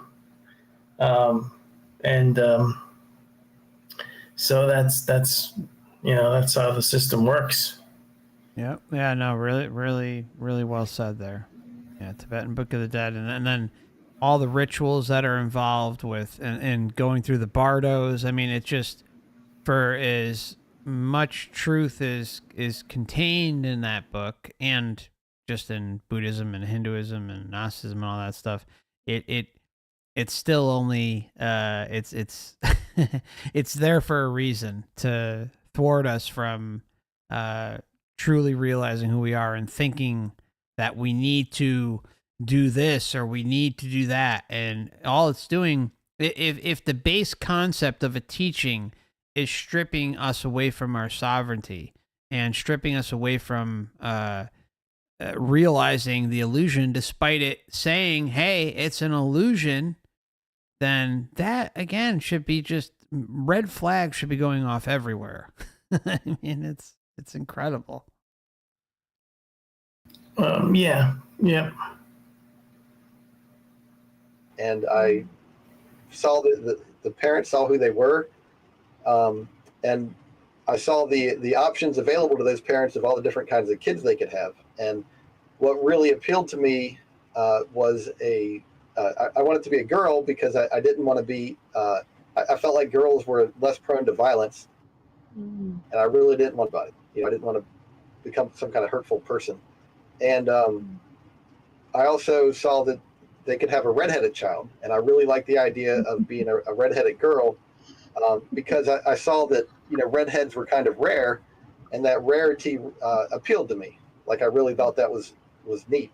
But I also saw that for whatever reason, my personality and the characteristics of this body, it just didn't quite match right, and I would never have I would never have a husband. I would never get married, and somehow it just it didn't quite work for me. So I thought about being a redheaded boy, but there just weren't any good options for a redheaded boy. I could, but nothing. It just didn't work out. So I took a look at the brown-headed boy options, and there was a whole bunch of those. I guess the genes were all there for that. And I started to look at some of the different options, and I really wanted to be a very good-looking person. Okay, I wanted to be like one of the best-looking people on the planet. Extremely attractive, and the genes were there. I could pick that, but I also was shown that I would become too promiscuous. I would have certain opportunities as a very good-looking person. I saw that there was very clearly a negative downside to that kind of lifestyle, and so I figured out that's not what I want to be, and so I basically lowered the attractiveness down to what I considered to be an attractive level, but not nothing extraordinary, nothing remarkable, and then. Very similar with intelligence. I wanted to be like the smartest person on the planet, extremely intelligent. And I was, that was an option available to me, but I also saw that I would become arrogant, and I would look down on other people, and I would become an atheist, and I would kind of resent other people for not being very smart. And I saw that spiritually that was no good. That was not a good mindset to have. And so just like looks, I backed down the intelligence, something kind of intelligent, but nothing remarkable, nothing extraordinary. And I arrived at what I considered to be a good intelligence level, and I settled on that. So I picked the level of intelligence I thought was good, and it's safe to say I had a very good idea of what kind of body this was, and what it would be like. And I saw that as a consequence of these decisions I was making for the kind of body I wanted, was that as a teenager, I would have really bad acne. And although that wasn't something that was planned for or that I wanted, I also saw that it was from a spiritual perspective, those couple of years of really bad acne seemed extremely short. Like it was almost like nothing to have 2 years of horrible acne. While it was difficult as a teenager, as a spirit planning out my life, it seemed almost trivial. And I also saw that it would help me progress, help me become more like the kind of person I wanted to become. And so I accepted that. It all seemed okay. And I also took a closer look at my parents. It's safe to say I had a very good understanding of what kind of people they were, what kind of parents they would be, issues my parents would have, what kind of people they were, and same with my brother. and I accepted all of it. All of it looked good to me, and I even I saw the names that my parents were looking at for a child. Like I knew there was maybe about 10 names that they were considering, and I could easily exert my will and help them pick the name that I would have. Okay, so this is the part of the process that is seen in my opinion, all authentic pre-birth memories, where the we can call it the life script, the name, the geological location. What the system does is try to make it feel inclusive, as if you're choosing this, and you are choosing it, but you're choosing it off of a buffet table of options that they are giving you or me. That's what's happening. So it's like this perceived thing. It's like if I come up to you, Dan, and I say, "Hey, do you want Coke or Pepsi?" and I'm not offering anything else, and you're like, "Yeah, but I like Sprite." It's the same type of concept. I'm giving you the two options that, Dan, you have to pick from these two options, and it's going to make you seem like you have a choice, but you really wanted Sprite. And no endorsement for any of those crappy sodas. Maybe it is more like Skyrim. He seemed to have a lot of choices here. I think the system does offer that, and then other times, people that are kind of in a hurry. We've heard of that before, or in pre-birth memories, where they just kind of like wanted to incarnate on Earth, and they get sort of in a randomizer and put wherever. Because honestly, some people would never choose some of the lifetimes that we see going on here on Earth, right? They wouldn't ever make that. Oh, that sounds like a good idea. Oh, I'll have this horrible thing happen to me, and then I'll be dead. But before I'm even a teenager. Yeah, that's a great idea. Let's do that one. Oh yeah, and then go through childhood all again, and the indoctrination classes. Oh, it sounds wonderful. Yeah, no, Can't but wait. in his case, for some reason, they gave him quite a few options. Good. I mean, I've heard of that also, but I've also heard of people not taking the time to choose. Isn't that something that was also in the Book of the Dead from Tibetans? Yeah, and I think my kind of interpretation is that it's. I think it has to do with. This is just obviously I've no way of proving this, but my gut kind of says it's the for instance, him getting more options and others that I've run across. It seems like those who get more options are the ones who are more, I guess, willing, right? They're not giving as much friction against the system. So, instead of it being like go go go go go go go, we need you down there. We need you down there. There's a certain window, and you need to go down there. These are the 2 or 3 lives you can pick from. These are the scenarios that you can go to Earth with. Whereas, like, if someone is like more, I guess, nonchalant and open to, they're not questioning things, then perhaps they spend a little. They offer a few more options to make the scam easier to accomplish. I don't know, or at least I don't know, get that free will component in there where they're more involved. I don't know. What do you think about that? Yeah, for some reason, some people get more options and others don't. I don't know. Do you see the same thing, like where, like, if they're not being pressured, like if it's not, and I hate to even use the word pressured, but if they're more if they're more going along with the BS, then they seem to get more options. They seem to get an easier ride versus the ones who like are saying, I don't want to go to Earth. Like, because there's plenty that say I did not want to come here. And I kind of see like with those, it seems like it's more of a high pressure situation. Like they ramp up the intensity against the individual who's about to come here. Yeah, and maybe, yes, that could be. It's hard to tell. There's a lot of data about it, but I'm not sure how they work that out. Same. Yeah. Yeah, just kind of a base assumption on looking at things. Tough to ever know for certain.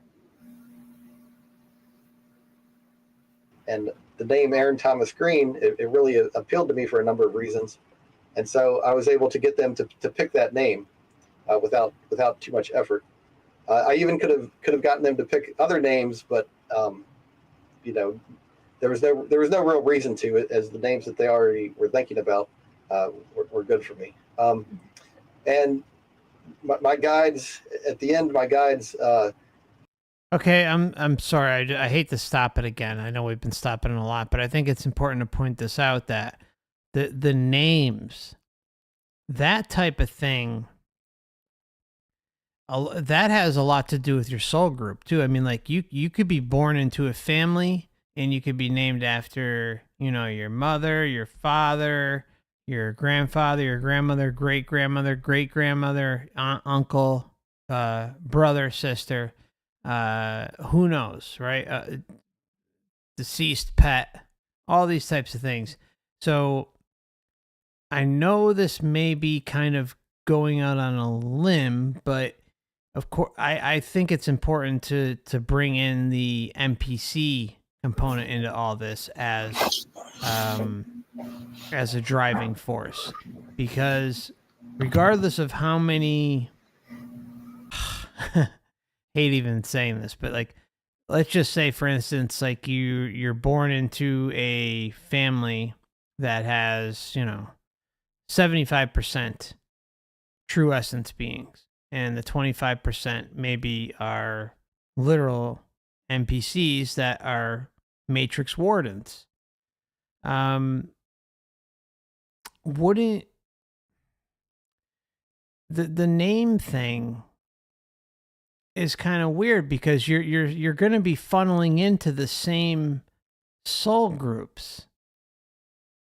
The familiarity, like that's something that's very, very consistent. So, I wonder how the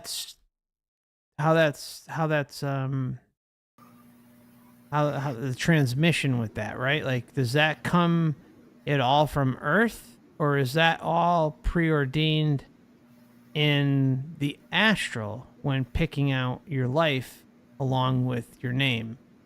You get what I'm saying there, or is that? Yeah, it could also be. There's different.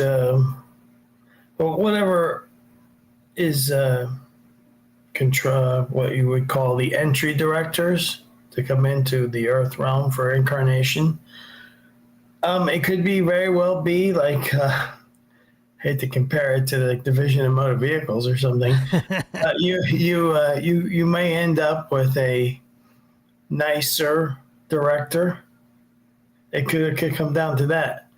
A nicer director trying to accommodate entries, give them options, and you could come up against.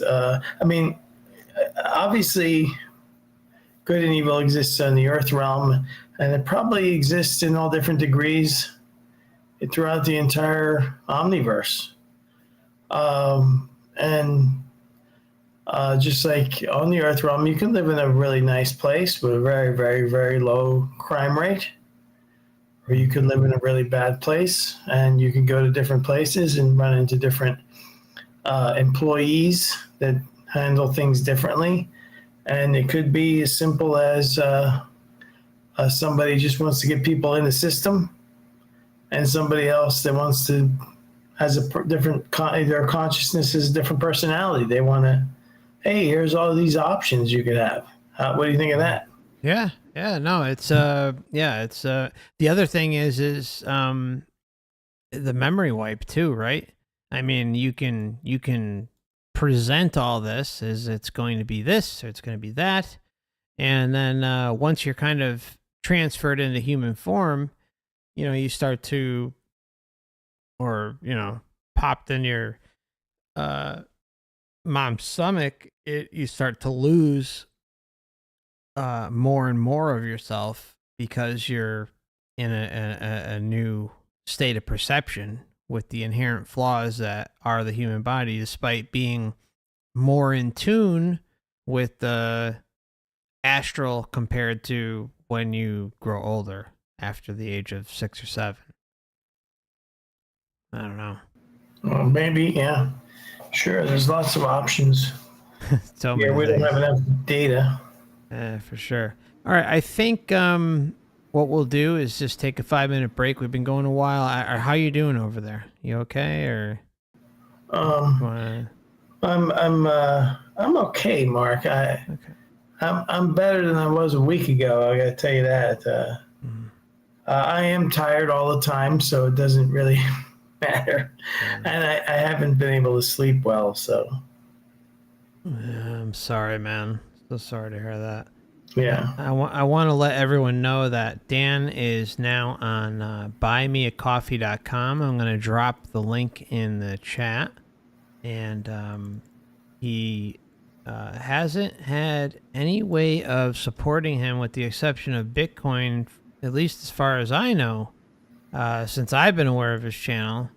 And if you'd like to support Dan's many years of efforts, feel free to check out his Buy Me a Coffee. I just pinned it in the chat. Obviously, support is always appreciated, but never expected.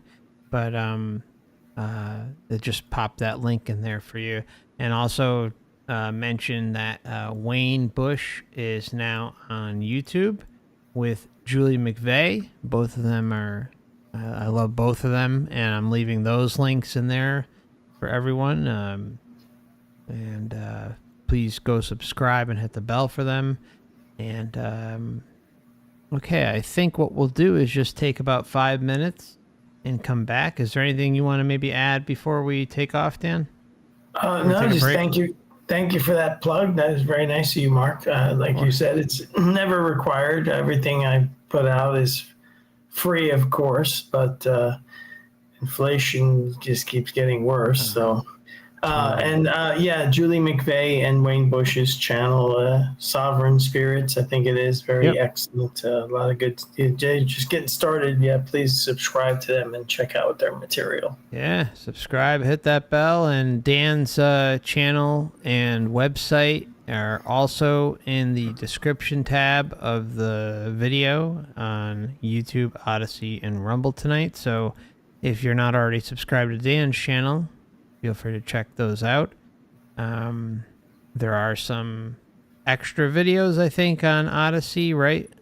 That you haven't put out on YouTube, right? You have some exclusives there. Yeah, I wish Odysee and other places like BitChute would work better. Yeah. But yeah, there's a couple of Odysee only on there, and it probably will be in the future also because certain things that Yeah, well, we'll be back in 5 minutes then. Yeah. I think Odysee has gotten way better. It is. I mean, BitChute's a piece of shit, but yeah, no. The only issues I have with Odysee is that their Android app seems to make the phone hot. Oh. And their website can start to run the browser's memory usage. Oh, okay. All right. That's good to know. You can get to a point in Chromium-based browsers where the other tabs will reset because the RAM has run so high that the browser has to, if you have like 5 or 6 tabs open, they'll be reset, so they'll refresh when you go back to them because Odysee has started to seems to run a lot quicker memory usage. Well, that's good to know. Otherwise, Odysee is great. Otherwise, sure they'll fix that in the future. Yeah, they put out the app's fairly new too. I think it came out maybe only 2-3 months ago, maybe a little longer, 4 months ago, and they've updated it twice. But yeah, I love it. I love the platform. The platform's great. I just I do a lot of listening, and when I listen to Odysee videos, I can tell the phone's getting hot. Mm-hmm. Yeah, that's we'll be back in 5 minutes. We'll be back shortly, my friends. See you soon. Thank you so much, Dan. Yep.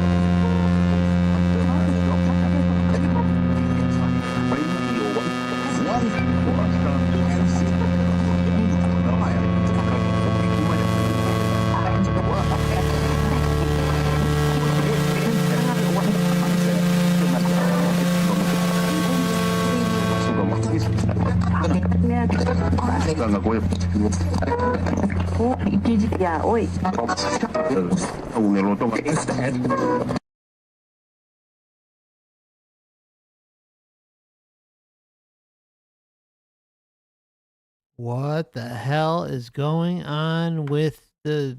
What in the hell is being played in the background? That is not me.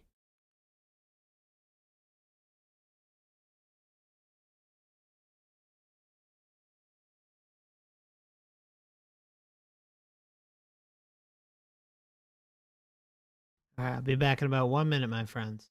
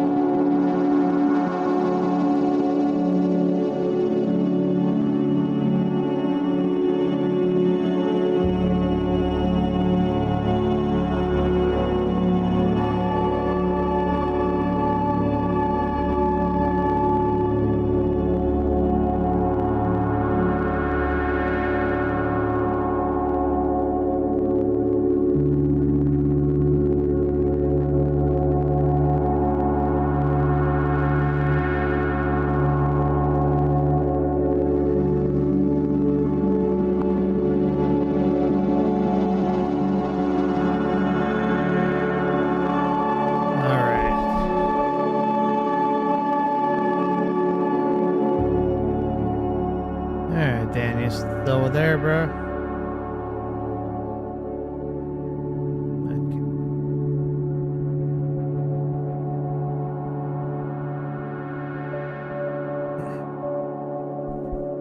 Oh, I don't have Dan on stream. I don't have any of us on stream. Sorry about that. Can you hear me now, Dan? Yep. Okay.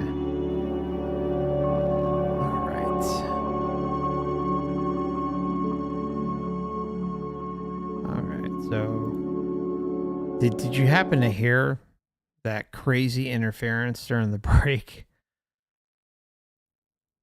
No, I didn't hear anything. All right, I'm gonna try to isolate the clip. There was definitely something going on.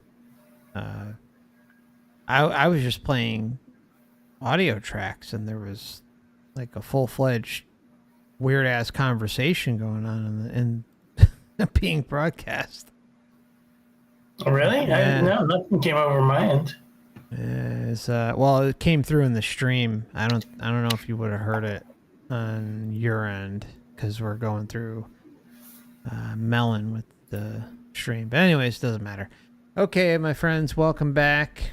We're going to get into the remainder of this experience case. We still got quite a ways to go, so we'll try and let it run. This is we're still in the juicy parts of it, so, and then there's like a Q&A. So, and the host asked some great questions, so I want to give a definite shout out to the channel for hosting the interview. Thank you.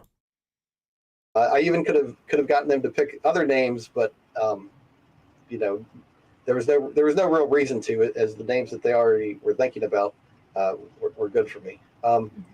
And my guides at the end, you know, showed me all the decisions I had made and what kind of life this would look like, and you know, the basic idea of what life would be. and the body that I was gonna have, and asked me if I agreed to it. And they also showed me that I would have my nose broken as a teenager, and I had to agree to that. Otherwise, it couldn't happen because it surpassed some level of difficulty. And so, for certain difficult experiences, like I would have to agree to them. Otherwise, they wouldn't happen. And that's exactly what a lot of pre-birthers say. It's like, you know, like they'll often be like, "Oh, are you sure you want to do all this and take on so much in this lifetime, because it may be too much for you?" And this is kind of like the warning bells going off for Aaron, but you know, who knows the manipulation that was occurring during all this too.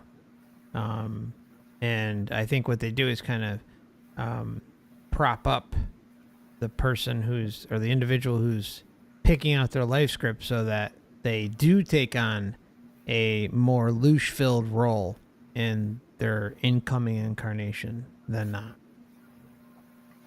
Yeah. There was that one book I brought up a while ago, earlier podcast, where a contractor working in Iraq, she was involved in an IED explosion, and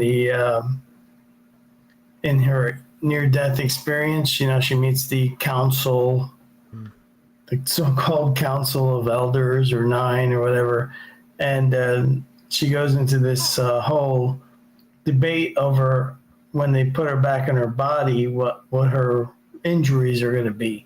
And she seems to be almost like intoxicated or something, or in some kind of state where she thinks it's funny if they put her back and she's blind. You know, I mean, it's really bizarre. Yeah, that's she I know who you're talking about. I just can't remember her name right now. I did a breakdown of her NDE a while ago. Is she the one that got hit with the IDE or something in Iraq? Yeah, in Iraq. Yeah, she was a civilian contractor or something involved in a explosion over there, and she was temporarily, I guess, dead, and then she goes into this nonchalant, kind of casual, almost like some people. There's a consistent thing where people, as soon as they detach from their body in their death experiences, they basically look at what you call it the meat suit, which is appropriate. They kind of look at it as a discarded garment, almost like a jacket you hung on a chair or something. Sounds about right to me. Almost like it was meaningless in some ways. Well, that's what a lot of NDEers say, right? They all kind of imply that. It's like those some will even say like I wasn't even thinking for a second about my life back on Earth, or I wasn't worried about it. You know, like they have memory of it, but they weren't concerned because they're in a totally different state of existence. Yeah. You could just imagine the relief on the expansion that you might feel, the liberation, the weightlessness of it all. Everybody describes this place as being dull, dim, more like a dream state, and where they end up is more real than here. Yeah, exactly. Yeah, it's the same thing over and over and over again. It's like you can't even compare the two.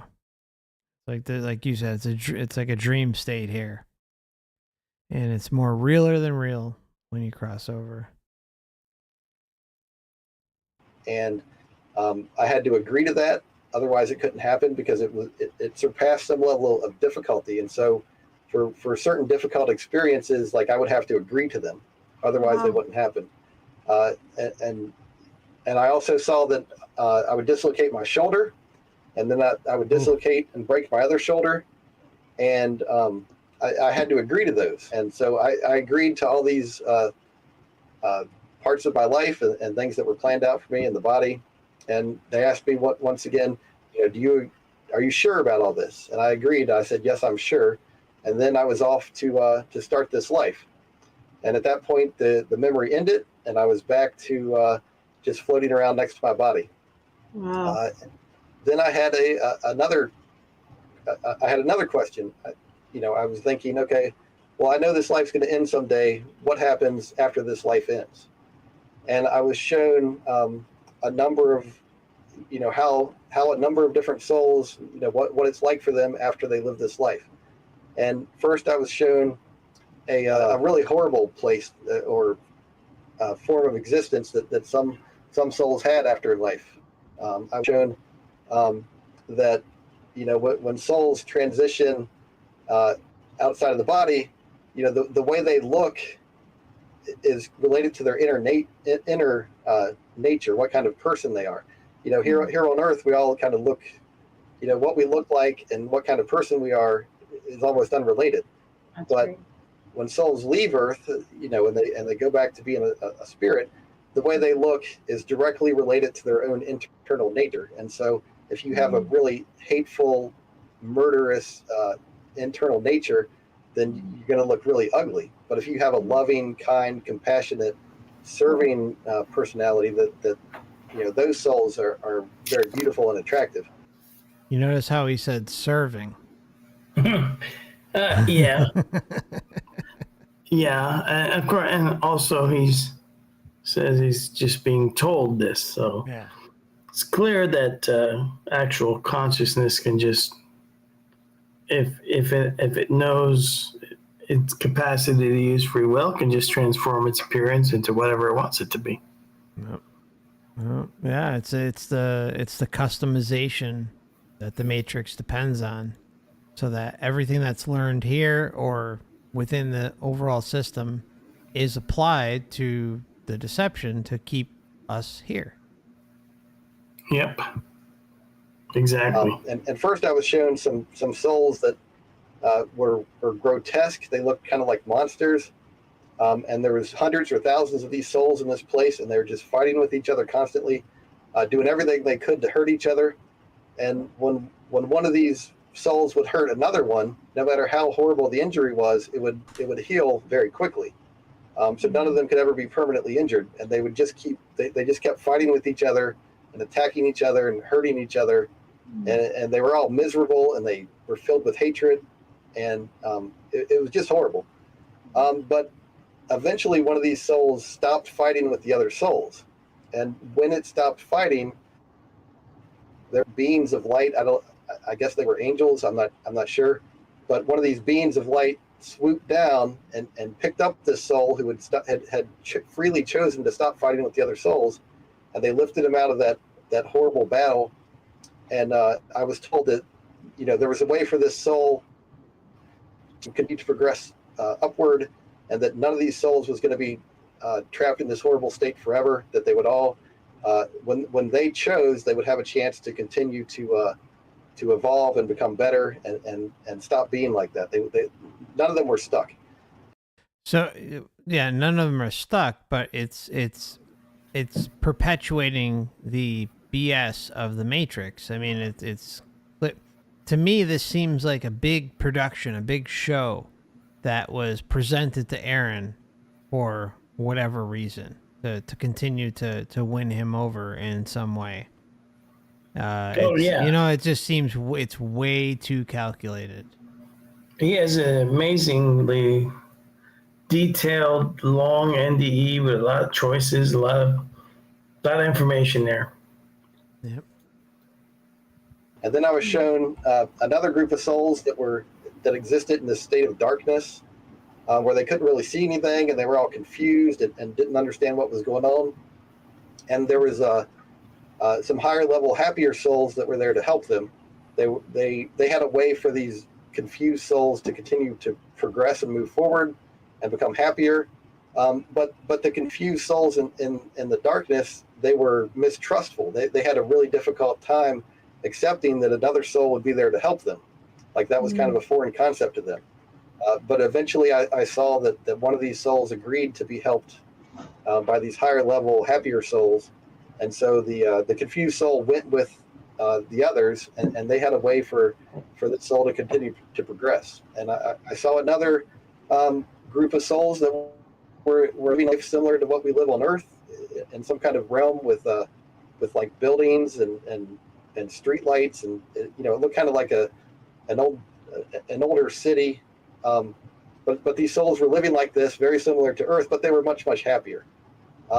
Okay, so here we have again the continuity of familiarity that crosses between both worlds. So that when you are either coming here or when you are leaving the meat suit and moving on within the Matrix system and still buying into the illusion, that things are familiar to us. And they do that on purpose. There's no doubt about it in my mind, at least.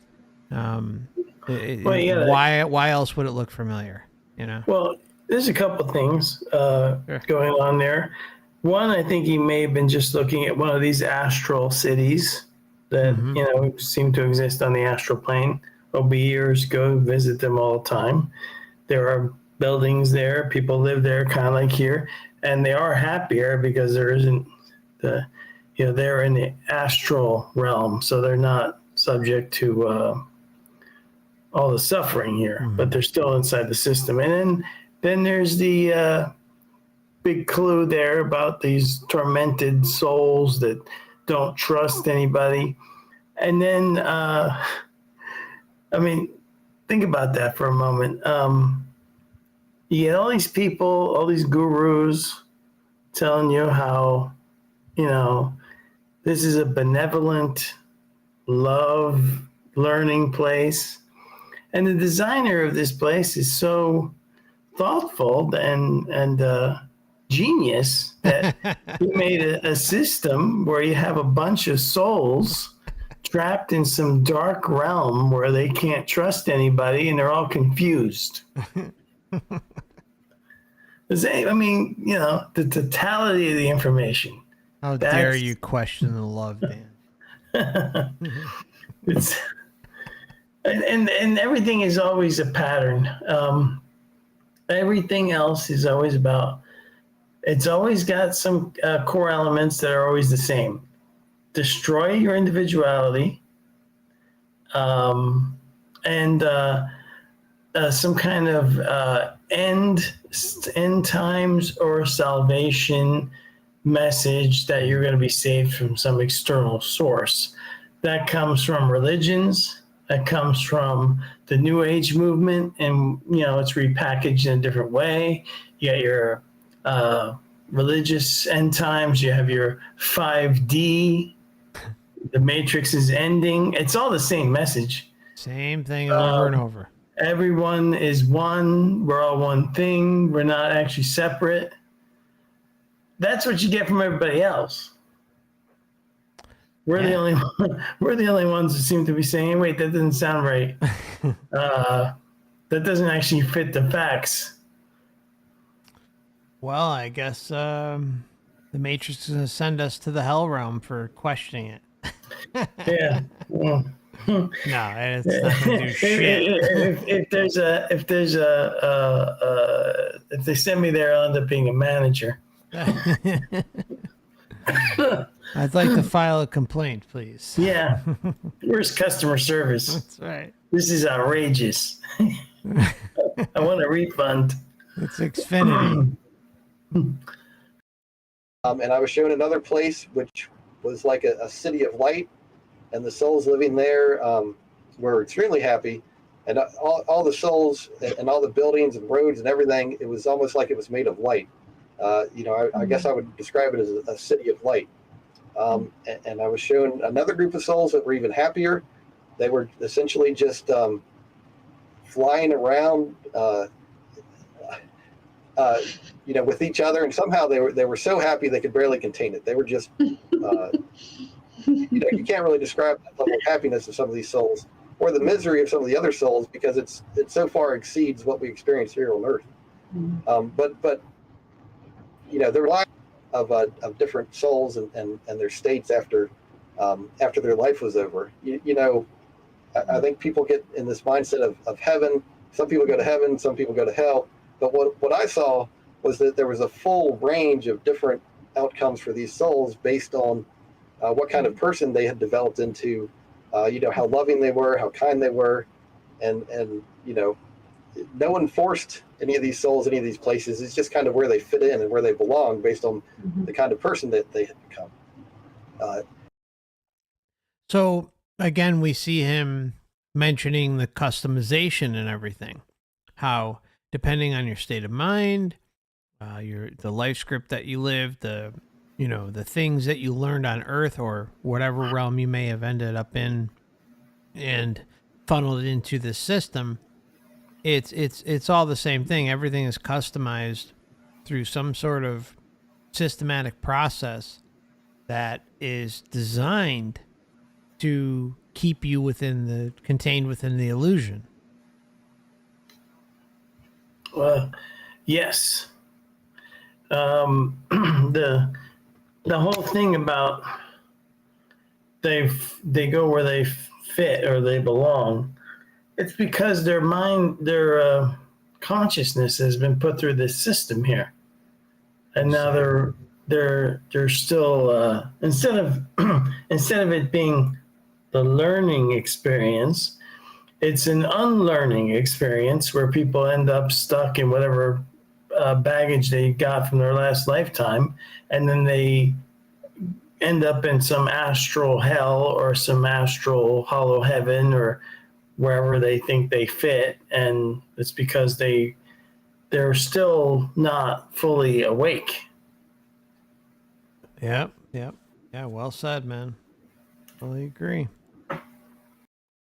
Anyway, after I saw the extremely happy souls, I returned to floating next to my body, and it occurred to me that when I was done with this life, done with being Aaron, that I could go to.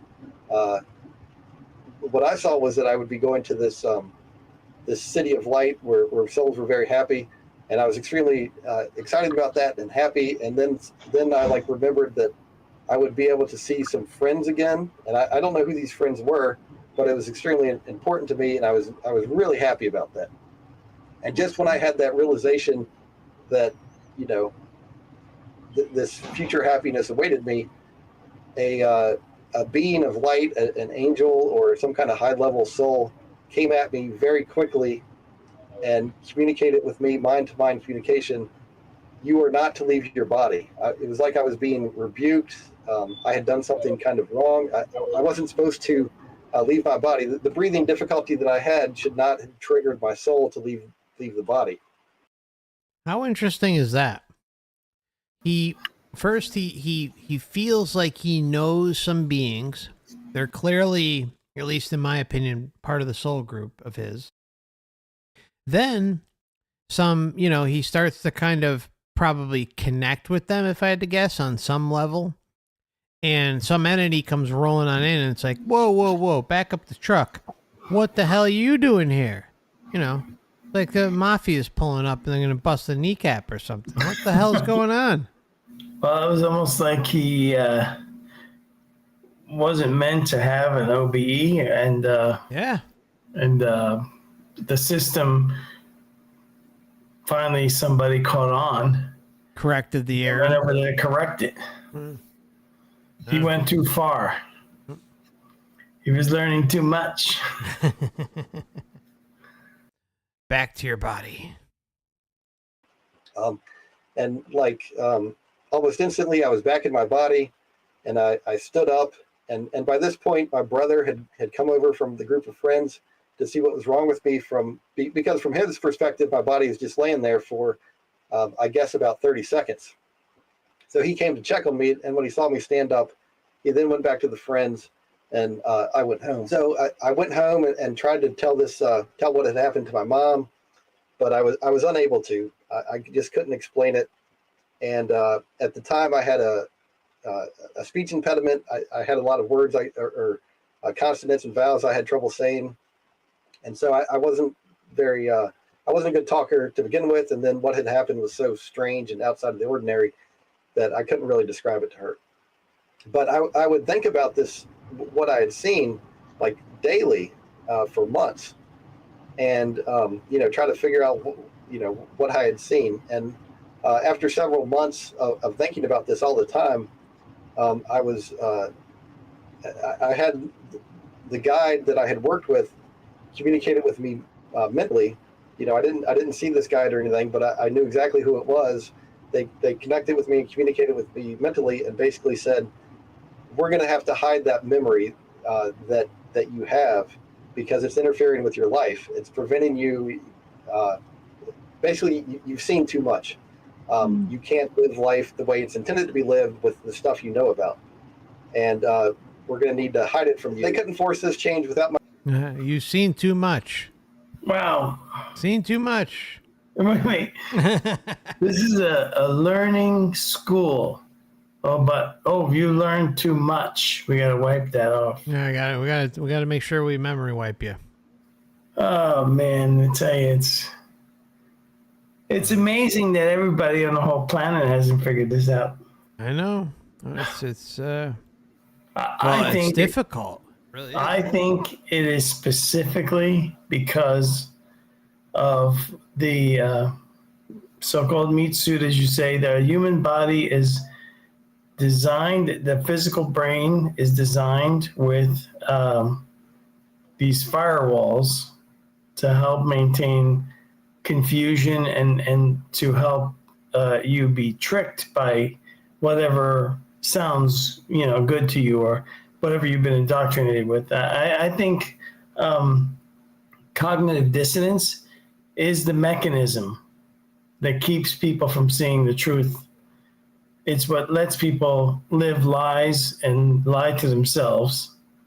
If you could remove cognitive dissonance, the ability to hold opposing views and have them think that they make sense in your head, then I think the entire planet would change. Agreed. Yeah, they wouldn't have it. They wouldn't have a leg to stand on. No, every time you run into contradictory information, instead of trying to make it fit whatever premise you've been programmed to think is true, without cognitive dissonance, you would have to then wait. There's contradictory information, so something here isn't true.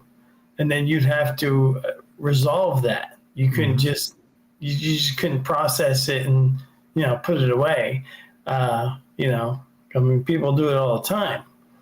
I'm just aware I'm doing it because I became aware I was doing it during my research.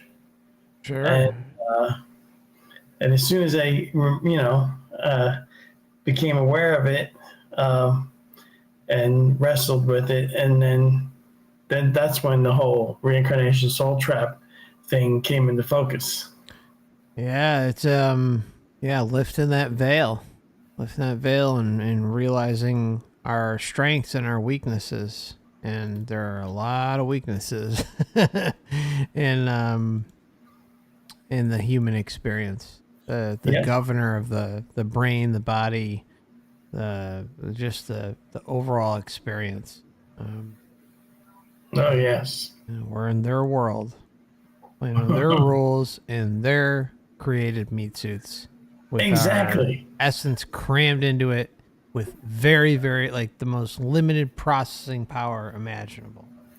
Right. And that's where it becomes the narcissistic abusive system, because then their rules, their designs, and then it's your fault. Exactly. Yeah, the dumpster fire is being given to us, but yet we're blamed for the dumpster fire. My agreement.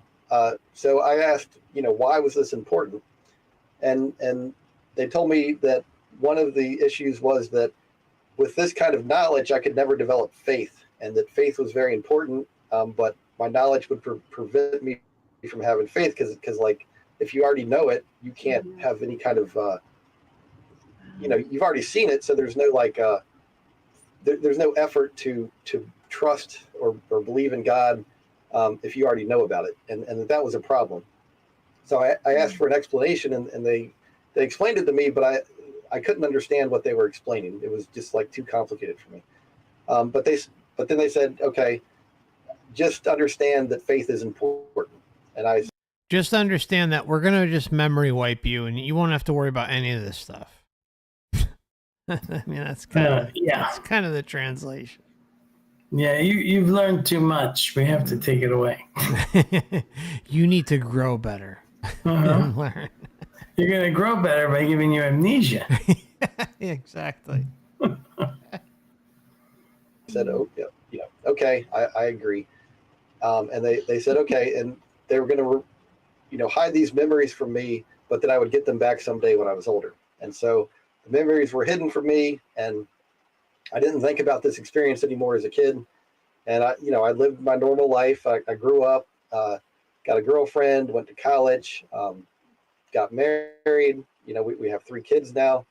And about 10 years ago, I was reading a Newsweek magazine article about Eben Alexander. He's a neurosurgeon who had a near-death experience. And during his experience, he was brain dead. And he was hooked up to a bunch of monitors that showed that he was brain dead, but he had this, vivid near-death experience. And I was reading about this article, reading about his experience, and at that moment, reading the article, I kind of accepted, at a deeper level that yes, God is real. I thought, hey, this is a really neat experience that this guy's sharing. It must all be true. Somehow I accepted what he was saying. And when I accepted what he was saying, somehow it triggered something deeper, and my memories came back to me of what had happened to me when I was, almost 6 years old. And, I spent a lot of time thinking about these memories that I had, trying to process them and understand what I had experienced. And after many years, I've reached kind of an understanding about what I've experienced. And I've read other people's experiences and tried to hear what other people have been through. And I think I've reached a place where I have a decent understanding of what I experienced. And here, 10 years later, I'm here talking with you. Yeah, that's amazing. What a detailed experience you had. That's incredible. Thank you for sharing that, Aaron. Yeah, thank you. All right, just to kind of divide this up, it'll be easier for the timestamps. Just going to throw this up real quick, just for a few moments while she talks. And again, the channel that did the interview is Spirit Travels. This is the Q&A period. I have some questions, if that's okay with you, just general questions, and some that I wrote down that are more specific to your particular experience. You kind of already addressed, you didn't have a physical body. You said you were kind of like a light orb or like a spiritual kind of conscious something, right? Right. Yeah.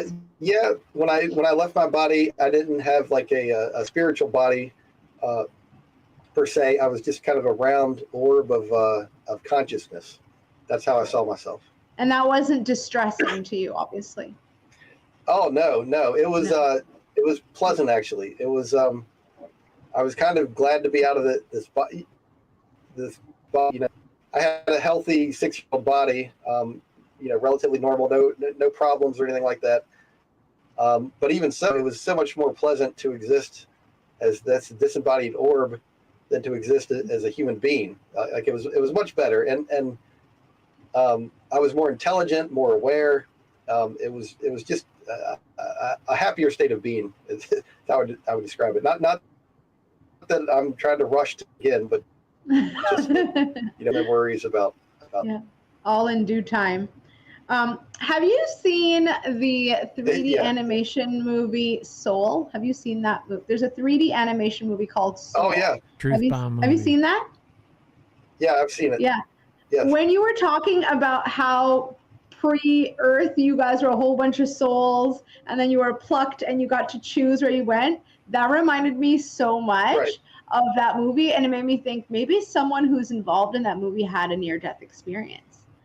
What did you think when you saw that movie? Yeah, I felt like there was a lot of parts that I was really like great. They from my perspective, they got this right. This is a really cool movie. Some of the parts I didn't agree with as much, but a lot of it I really felt like, wow, they've really connected with a deeper truth here. And a lot of what they're saying, I think, lines up with what's really going on. Yeah, it's really interesting. That was my take on it. Yeah, like my personal like view of the world is I come from a Christian perspective. The Bible doesn't really say too much about where or how God makes each individual soul, so that's kind of still a bit of a mystery to me. So it's interesting always when someone comes and kind of tries like to fill in the blanks. So I find that really interesting. Yeah, I think the movie Soul by Disney Pixar is something everyone should watch. It shows the deception going on it shows everything is an illusion. Everything is based in deception.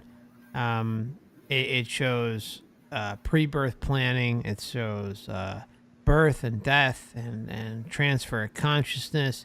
I mean, it's absolutely loaded to the brim with symbolism and truth, but it's also wrapped in a tiny bow so that you fall in line with what the Matrix wants. It really is a truth bomb movie of epic proportions. So anyone who hasn't seen it, highly recommend it. I actually recommend watching it multiple times because there's just so much in it. Another one, of course, is Defending Your Life. That's another big one. And then there's many others. But they show it openly. The deception and the waiting room, the in between lives period, NDE functions, like I mentioned, the pre-birth memory, the Hall of You, all this stuff. I mean, it's completely loaded. So check it out if you haven't had a chance. Yeah, exactly. We're all Carly Vera says we're all the 22s of the soul group. Exactly. Well said, my friend. Anyways, you've had a chance to watch Soul, right, Dan? I think a while ago. Maybe we should rewatch it. Yeah, definitely. But then there's other movies like that also. They love to tell the truth in fiction. Too. And again, she's filtering it. I went through the whole, being raised Catholic, going through, Christian education from kindergarten all the way to the end of high school. That was one of the things that I had to wrestle with when I was going through this. Didn't realize how indoctrinated I was. So it's really interesting. A lot of religious people, maybe some of them have read their whatever holy book, their life manual that religion gives them. Maybe they've read it through once.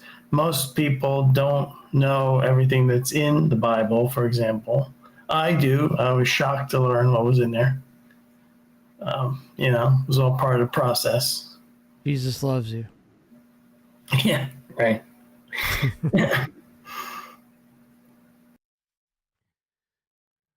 Right. On that topic, how has this experience affected your faith? I guess it's really focused for me, or given me a focus on what I consider to be most important, which is that people develop themselves through their own choices to be more loving, more kind, more compassionate, more honest, more helpful to others, more evil, more trustworthy. That people freely choose to become better people. And Christian, I consider this lines up pretty closely with what Jesus said.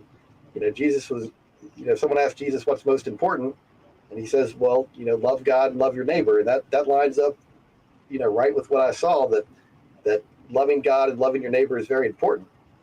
So yeah, because for me, it's allowed me to focus on that. Yeah, absolutely. I was just filling in the blanks because you mentioned how it's important to love other people, and even when you were choosing your kind of earth journey, how it was kind of chosen strategically in order to maximize that, right? To be loving and have all these like traits. Your experience does fill both of those aspects, because you talked about having characteristics that line up with goodness and godliness. And you also talked about how the spirit guide didn't want to tell you everything because faith was important. So loving God, loving people. Yeah, loving God, loving people, obeying the Matrix, falling into attachments, and going into the belief that something exterior to yourself needs to be worshipped or adored in some way. That, and she literally, paraphrasing here, but what she basically just said is your spirit guide didn't want to guide you. Yeah, exactly. It didn't want you to ascend. Right. You got to stay down here. This is where you learn the best lessons. Yeah, I'm here to guide you by wiping your memories. Yeah, exactly. Okay. Sounds like a great deal. So I thought that was really interesting. Did you see anything when you were, because you said that you got to see kind of your life and choose the person you're going to be. Have you seen anything that hasn't happened yet? Yeah, kind of.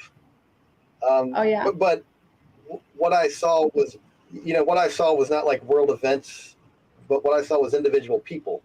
What their life, like when they're done with this life, I got a perspective on what things would be like for a lot of these different people. And, none of it's like horrible or almost like that based on the kind of people I see for most of this.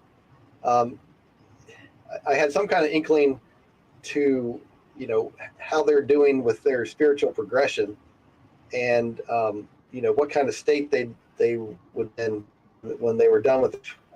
So it's kind of interesting, but ironically, it's like exactly what you would expect, that, the loving, kind, compassionate people who are working to help others, like they're doing pretty well. And the hateful, mean people who are cruel to other people, they're not doing well. And everywhere in between. And there's a big range, and it's not black or white, like you're either this or that. It's a whole spectrum of levels where people are. And I just fits my natural understanding. My understanding now, based on my experience. Yeah, even when you were talking about the different levels, like the spectrum, I think even as a Christian, from my perspective, we also see it as a spectrum in a certain extent. Like there's levels to heaven and levels to hell. So it is, in a sense, it's a spectrum. But yeah. I was going to say, as a Christian, if you actually look at what Jesus said, which I hate to say it, but a lot of Christians, I don't think they ever do this. He described a couple things like, as you measure to others, it will be measured back to you. There's something like that.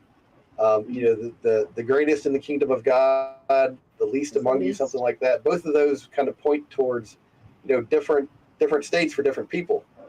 I think if you really look at some of the stuff Jesus actually said, you could get a better understanding of what's going on. Yeah, I agree. Amen to that. You said at one point that God asked you if you wanted to see his face. And then you said you saw like a sun kind of thing. You saw like the sun, and with like billions of like light beings of different levels. Did you actually see God's face? Yeah. Yeah. What did it look like? Yeah. What I saw was God's face was millions and millions of people's faces. Like we're all a little piece of God. And if you really want to know God, you got to understand that every one of us together, all of us together make up God. And when I say all of us, I don't just mean on Earth. I mean the whole universe. And you put all that together, that's just put it all together, and it's God. And so the face I saw was millions of people's faces. Interesting. All together as one cumulative entity. Cool. And I have a picture that I'll email you that I've created. And, there it is. I have the art. I'm an engineer. I'm kind of a science guy. I have the artistic ability of a carrot. So please understand. Engineers are artistic. Not this one, but I've tried to recreate what I saw and hopefully you can just show that so people understand what I'm trying to explain. Yeah, absolutely. I'll definitely share that. That sounds really beautiful. I mean, it's hard to visualize. It's super hard to visualize. I'm not going to lie, but it's because I've never seen anything like that. No, Okay, so I think it's interesting.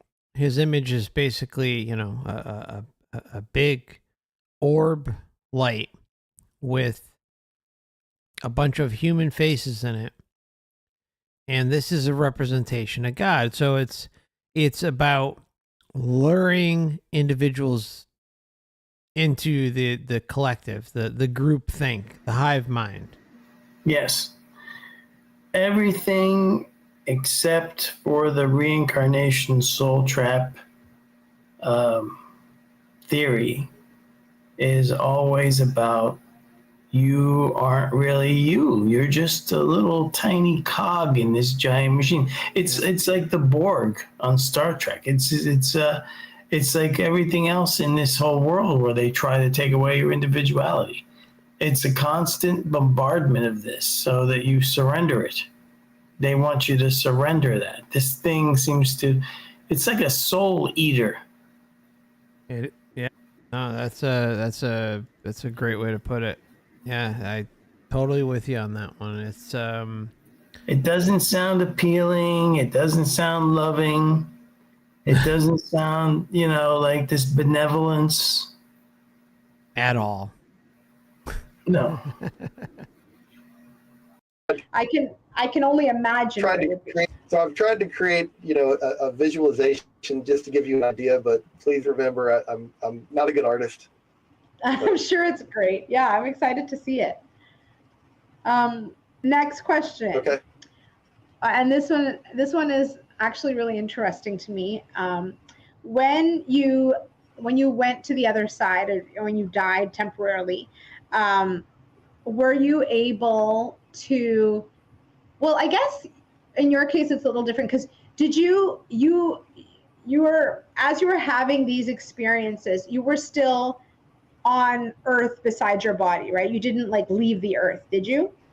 No, I don't think I actually left Earth, but memory was almost like reliving an experience that was somewhere else, and it was Somewhere an extreme else, yeah. detail. So it was like I didn't actually leave Earth, but the experience that I had was somewhere else. So it kind of felt like being somewhere else, even though it was just reliving a memory, and spiritually re-experiencing that was much more detailed and real than if you recall a memory from your own experience as a person.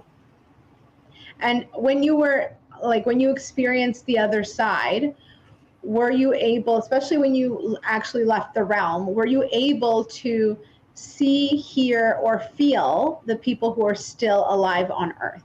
When I had the, I guess what's called a life review, and I relived my life, I could feel what my parents had felt, and experience what they had experienced as it related to me, and then I could see my friends who were still playing.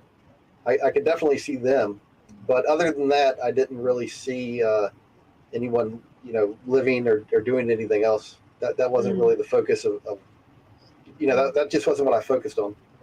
Yeah, that's what I was going to say. Because a few people have said that they haven't focused on that, and that's why. But some people say if they wanted to, they probably could have. And the reason I'm asking, I'm just asking because when people pass away, and I've had people pass away in my family within the last year, a few people, we always feel that their presence is still felt with us, like that they're still around, they could still hear us and stuff. So I'm always asking people who've been to the other side, are you able to hear people? Are you able to see people?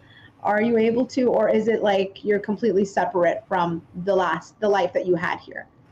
Yeah, what I would expect for most people is that it's entirely up to them. It's entirely their choice. And I think what most people would do is they would take a look at their friends, their family, their body, for as long as they want. And I think what would be typical would be from a couple hours to, I don't know, maybe a couple days, depending on the person, that they would kind of hang around a little bit and see what was going on and kind of check on their loved ones.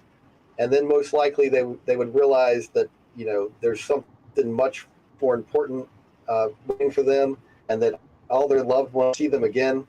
And from a spiritual perspective, it seems like, 20 years is almost like nothing. It seems like a lot less than a human 20 years does.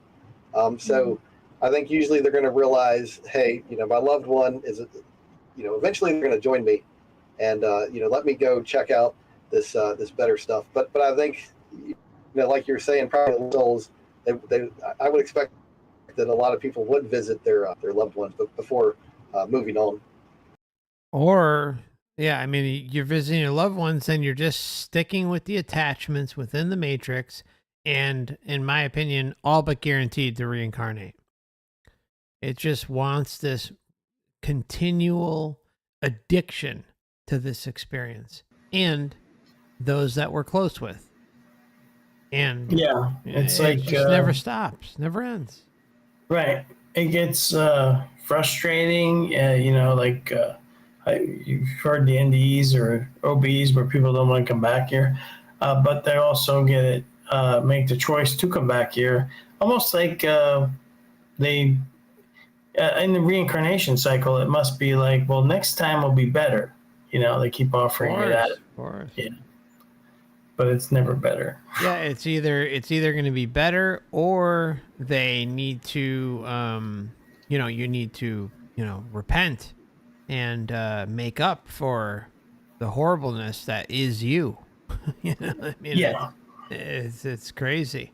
It's you're set up to fail here, no matter what you do. Exactly. Even if you try, I try to be I have a good person, but I'm sure they're going to try to, if I don't get out fast enough, they'll try to throw something at me, but I'm quite ready for it. Yeah, of course. Yeah, you got this. You got this. There's no pleasing this system. I think that's the biggest takeaway. If it could chastise children for the most stupid, lame, ridiculous things, and then kind of like talked about this before, how even with adults, or it doesn't matter, it could happen with children too, but like how, the wrongdoings that you can literally walk this earth and be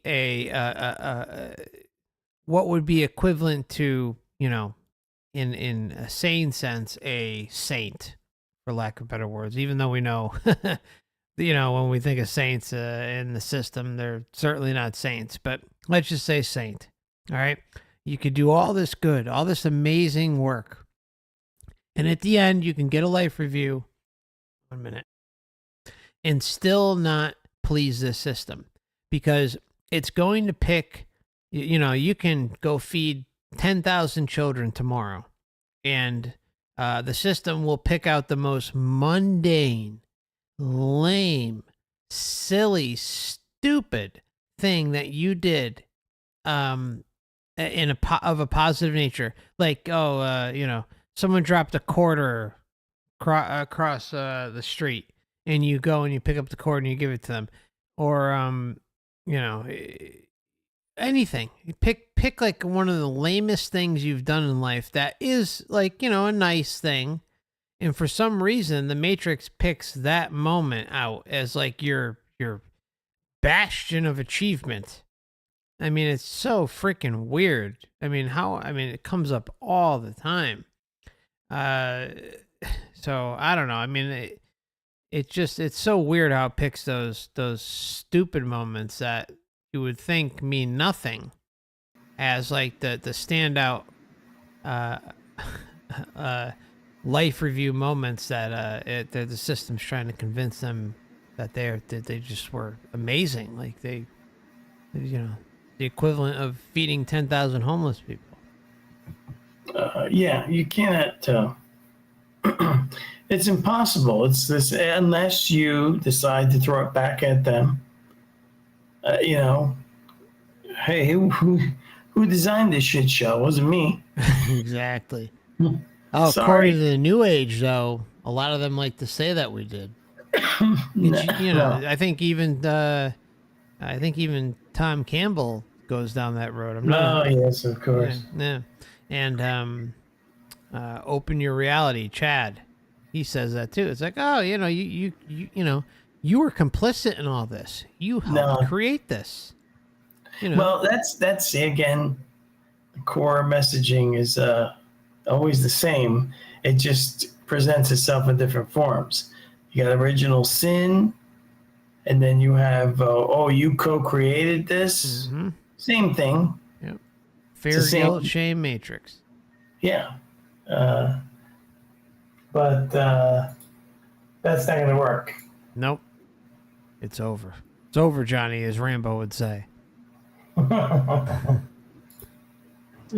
my grandmother passed away back, I guess about 30 years ago, I was in my apartment at the time, and I didn't know that she had passed away, but I really felt like that she had come to see me. I didn't see anything or hear anything, but I really felt her presence, and I really agree with what you're saying. That I think a lot of souls do visit loved ones.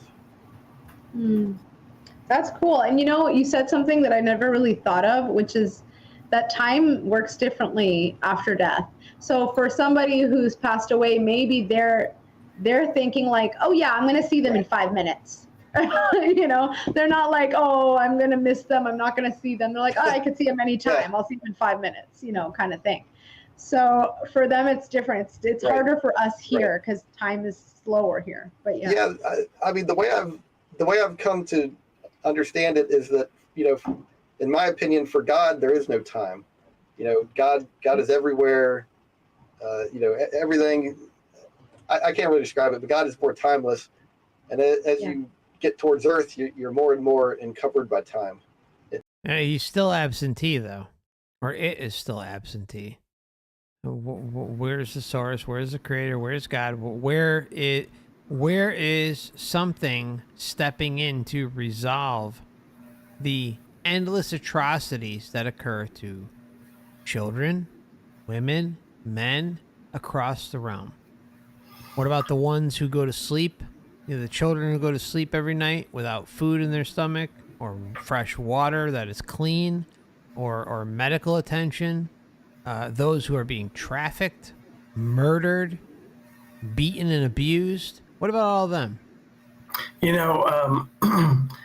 For the last 2,000 some years, the planet has shifted. It's in general, the general population of the planet shifted its view from these different cultures, which had these pantheon of gods, which actually made a lot more sense than what a lot of people think today. These gods were not perfect. They were some of them were psycho, and they were written about that way. And they had different personalities, and they had different faults, and they were no more perfect than we were. That kind of makes a lot more sense than what a lot of people think today. Sure. Yeah, good point. And but they still have kind of like the they're rulers.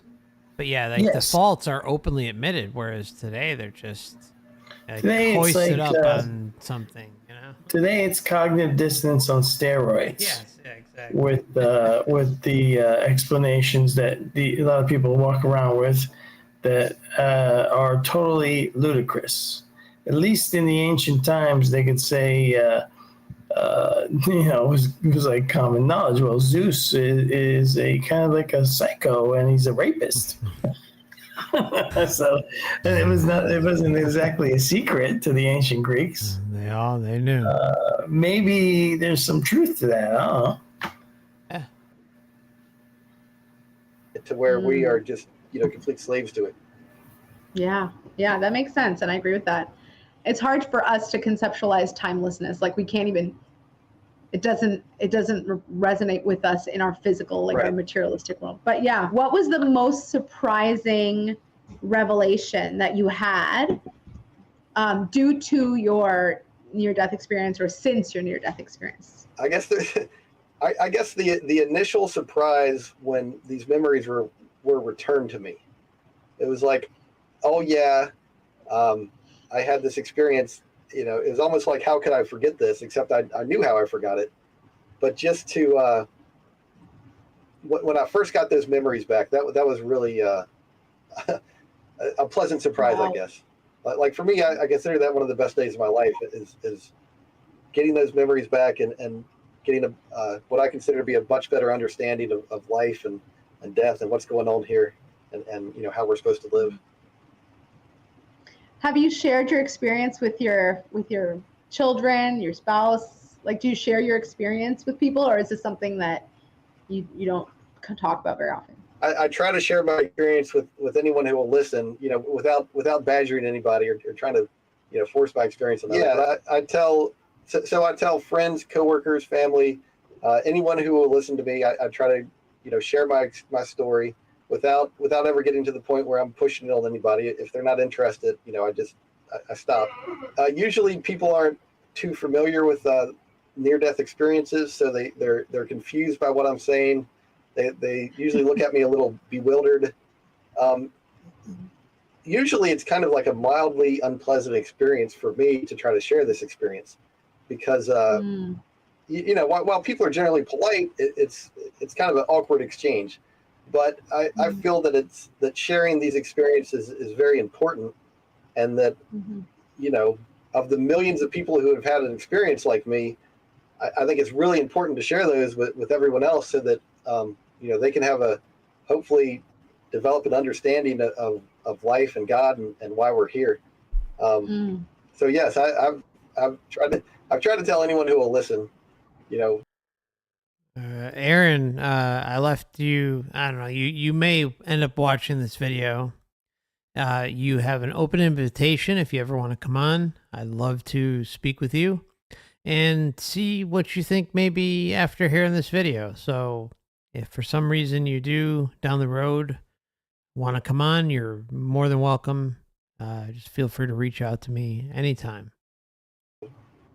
That's awesome. I think that's important. I also think it's important to share these experiences. I think the message is probably the most important thing that we will ever hear during our time on Earth. Because like you said, and I believe it, that our time on Earth is short. We're here for a reason. And I think a lot of people, we just forget.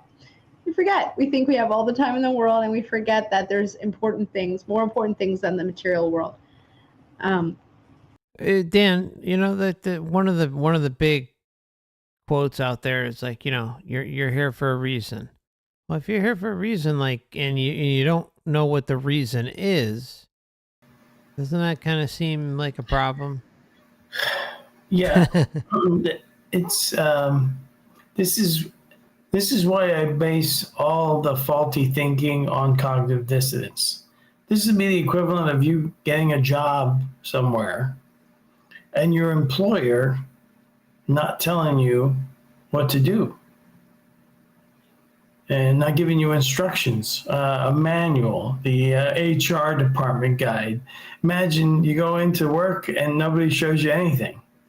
And then they're like, yeah, but you're here to learn, you know, you're here to do this mission, to do this job, but we're not going to tell you what it is. It makes no sense. There's no logic at all behind any of the stuff that people peddle to try to prop up this matrix. Hey, you know what, Dan? You need more love in your heart, bro. I'm a mixture of things, light and dark. Yes. We're pretty close to wrapping things up here. I think we've got maybe like another 10 minutes. How you doing over there? I'm still here. It's amazing. All right. Yeah. You powering through it tonight, man. Yeah. All right. Let's see what else we got left. Yeah, and also I think a lot of people when they're trying to understand God, they're very focused on some 1,000, 2,000, 3,000-year-old text, and they completely miss that there's an excellent understanding of God from people all around them. And if you just listen to what some of these millions of people have experienced, you can actually get a better understanding of God than you can by reading some of these many thousands of year old texts. I think it's also a situation where you kind of talked about this, and I agree with this, and the Bible also agrees with this, that you know, within what we call like Christians would call the body of Christ, which is like the body of souls, the group of souls. We're all here with different talents, different perspectives, different experiences, and we all have something to contribute and some way to love each other and to love God, you know, and we all do it in a different way. So yeah, I think that's true too. But we forgot what we're supposed to contribute. We forgot what we're supposed to do. And but everything is, you know, everything's one, and the God and the Creator and the Source loves us, and we'll just keep coming back until we completely lose our shit. See, I can relate to where she's coming from, because way back as I was drudging through all this, that's how people don't even know, like, all these little traps that are set up in their own minds. She has to process it through the Bible. No, that's really well said. And I mean, it would take days to explain that to people. I go through my old videos and watch my evolution of thought as I progress through all this stuff. But I had to read that Bible 4 times to make sense of it, and go through the footnotes, the historicity, read other books like the Book of Enoch, the Septuagint, all that stuff, to really unravel what the hell was put in, you know, what is actually in the book versus what I was told in school and what is beat into your head. And anybody can pull out these passages. They always like call on the same ones. They never pull out the really horrific ones that nobody can explain. Yes, that's right. Good point. Yeah, no, it's especially like how everything was edited and changed, you know, to make things, I guess, more acceptable, more manageable. Everything's in these Old and New religions. Testament. Yep, cherry picked. I mean, who the hell is going to go through the Book of Revelation in a church and try to explain that? Yeah, good luck. And then when I tell somebody that believes in a lot of this stuff, I'm like, well, you do understand at the very end, you end up in a literal cube that's actually in what the book says that your heaven is. Yeah, that was a great video you did on that one. Yeah, I mean, a lot of people don't know. It's actually, I don't know if it's still on YouTube. There was a YouTuber that actually built a model of the cube over the Earth. I mean, it literally looked like the Borg. And he was a, you know, indoctrinated Christian, and he's telling people in his YouTube video how great it is to be, we'll all be in this box. Yeah. And then we can even go further with the symbolism of the cube that is everywhere, all over the realm. It's massive. All over the place. Yep. I mean, just for one thing we can bring up is the graduation caps. You know, the black cube. You know, you wear at graduation. I mean, that's just one small example of many. It's basically saying we want to put you in a box. Yep. How has this experience impacted your life, or the memory of the experience, or now, but how has this experience and the memory of it impacted your life? I think my experience has allowed me to appreciate what's important in life, which is that we acknowledge the existence of God and understand that you know, God is all around us, and that God is wonderful and terrific. All the great things you want to be true about God, all the good, and that horrible stuff, that's just not the case. And then also to genuinely try to be a better person, to try to be more loving, kind, compassionate, honest, to help other people where I can. You know, I think my experience has allowed me to focus on being a person that's that's how I think it has changed. That's awesome. And I think that is a great takeaway for all of us that we need to constantly be reminded of. I know definitely for me every single day. And yeah, thank you so much, Aaron, for all the time that you've spent and for, sharing your experience, sharing your wisdom. I could tell that you have a lot of wisdom. Like when you're talking, I'm like, wow, I never thought of that. Wow, I never thought of that. Wow, that makes so much sense. So Thank you. I appreciate that so much. And I appreciate you coming on and talking about this. It's been my pleasure. I appreciate you letting me come on here and share my experience. I really admire what you're doing with this channel, and I appreciate you sharing not just my experience, but everyone else's experience that you've been talking to. Just getting those experiences out there for the world. I think it's really important work that you're doing, and I appreciate it.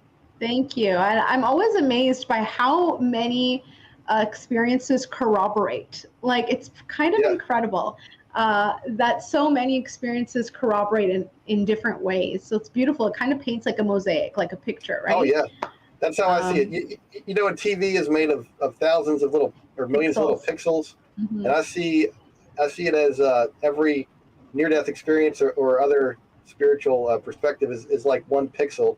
And the more we put together, the more clear of a picture of God and life that we can get. God is amazing. He's incredibly complex. And he's just incredible. I mean, I was just thinking about that today, and I was thinking about the world and the mountains and the oceans and the deserts and all this beautiful landscape, and then the planets and the universe and the galaxies. And God created all of that. So imagine how much more incredible He is. So yeah, I'm always in awe when I start to think about it. Yeah, I feel and that's very just humble. that's just our physical realm. Yeah. You know, the way I understand it, the spiritual realm is so much bigger than this physical realm. Wow. It's just kind of mind-boggling. It is. I get chills. Like I get like goosebumps thinking about it. It's pretty incredible. Yeah. So I thank you again. I look forward to the next life, and I really hope that everyone I get to speak with. Oh, she says, I look forward to the next life. Thoughts on that one, Dan? Yeah, well, what can I say? It might be new. The majority of people alive, the majority of humans, when they cease being human, will be back for another round. The majority of them will. We're not really here to like save people or, tell them, we're just putting out the information. It takes a lot of research to see what the conclusions for yourself. You shouldn't just take our word for it. Exactly. And because the system here is working as intended, it's not broken. It doesn't need it, so you can't fix it because it is operating as designed. When people want to say people want to say they want to fix the world, what they're really saying is they want to break it because it's not broken right now. There's nothing to fix. Yeah, exactly. It's running how it's supposed to, and it's a shit show, and designed in a way to to extract the maximum amount of loosh, no matter what, or steal creative energies, whatever you want to classify it as, and it does a damn good job of it, and that's why things will not change here. It's because it's not supposed to. No. And it probably gets reset from time to time. Yeah, I'm thoroughly convinced of that. If you think of it like a farm, it's got to get tilled every now and then. Yeah, they got to do it, and it seems who knows, we may be walking into that right now. And I know a lot of will say, oh well, if it really is all about loosh and this and that, then why is there this Depop thing going on? And I don't want to expand upon that too much, but you guys can fill in the blanks because most of us are familiar with it. But I think kind of the way I look at it, and I'm curious what you feel is, I think that the way what's going on now, obviously it's calculated. Obviously we're losing a certain segment of the population, but I think it could fall under a few categories, maybe both. One thing you and I discussed, I know in past streams together, was that perhaps the Matrix is getting overloaded. The server that kind of runs this place is a little just overcapacitated. The other thing is I kind of veer towards this, and it could be a combination of the both or something we're not even thinking of. But I think, you know, if you have a transhumanist agenda, just sitting there ready and waiting, if you have the children who are being born today and over the last, let's just say, 15, 20 years, who don't know what it's like not to be connected to a computer or a cell phone constantly, if you don't have those memories, then you're a lot easier to control. So taking out a segment of individuals who are here and then just recycling them back in makes more sense, because they're being born and bred into technology. They're being born and bred into a certain way of thinking through the system, through family, friends, their surroundings, and it makes them easier to control and easier to consent to horrible things like brain chips or wearables that are basically going to extend the life of an individual, most likely, and control them, because corporations will be at the forefront of all that. And of course, behind the corporations are nothing more than the parasitic control system. So I don't know. Is there anything else you might add to that? Or I know we've talked about some of it, so I'm just curious. No, I think we covered everything with this. It was really nice having a show with you tonight, Mark. Thanks for inviting me. Yeah, Dan, I appreciate you coming on, and I hope you feel better. If there's anything I can do, please let me know. And everybody, don't forget to check out Dan at OverWatchProject.com and Overwatch Channel on YouTube, Overwatch Channel and Project on Odysee as well. You can find those links in the description. And also, just as a reminder, he did set up a Buy Me a Coffee. Dan's been doing a lot of amazing work spreading information and putting it all out there for many years. And if you're so inclined to donate and support his work, feel free to check out the pinned comment in the chat right now. And also, I'll leave that in the description tab. I don't think it's in all of them. So if you don't see it, feel free to check back. And thank you for coming on, Dan. It's great having you. Yeah, so I'll be looking forward to what we're going to do next. Yeah, and hope you feel better, man. Oh, yeah, thanks. Thank you. All right, there's a few more things I'm going to just say before we go, but Dan, I'll let you run. I know we're getting kind of late here, but there's a couple things I just want to mention before I take off. So I'll see you soon, brother. Thank you. Yep. Bye, everybody.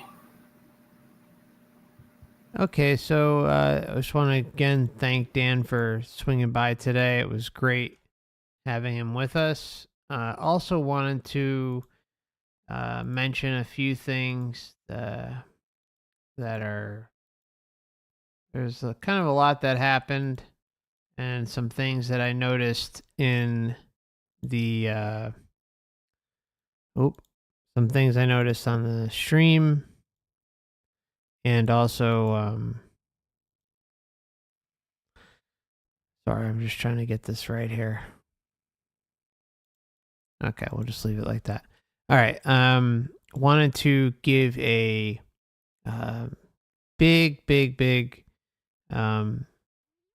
message and of support and love to a few individuals who watch the channel and who are part of the community around here. And the first would be Identify Me. Identify Me lost her mother recently and went through a lot. And I just want to send out some love and support to you, Identify Me. You're a good friend and appreciate you. And if there's anything any of us can do, please let us know. Also, a good friend of the channel, Charisse, lost her daughter. Her daughter wasn't doing so well for quite a while, and really difficult. She went through a lot of suffering, and Charisse was doing everything in her power to make her comfortable and get through everything, but unfortunately she lost her daughter last week. And so, Charisse, if you're listening, I just want to let you know, thinking about you. Identify Me, I'm thinking about you as well, and we're all here. If there's anything we can do, please let us know. And I'm sorry, my condolences. Also wanted to say to Organic Brain, I saw Organic Brain lost a child, and I want to say my condolences to you as well. I'm sorry. And it's very difficult. I mean, I'm not going to pretend to act like I know how it is, but I'm sure it's extremely difficult to lose a child, and my heart goes out to you.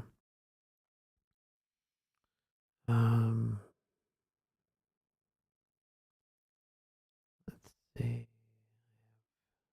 TC also mentioned that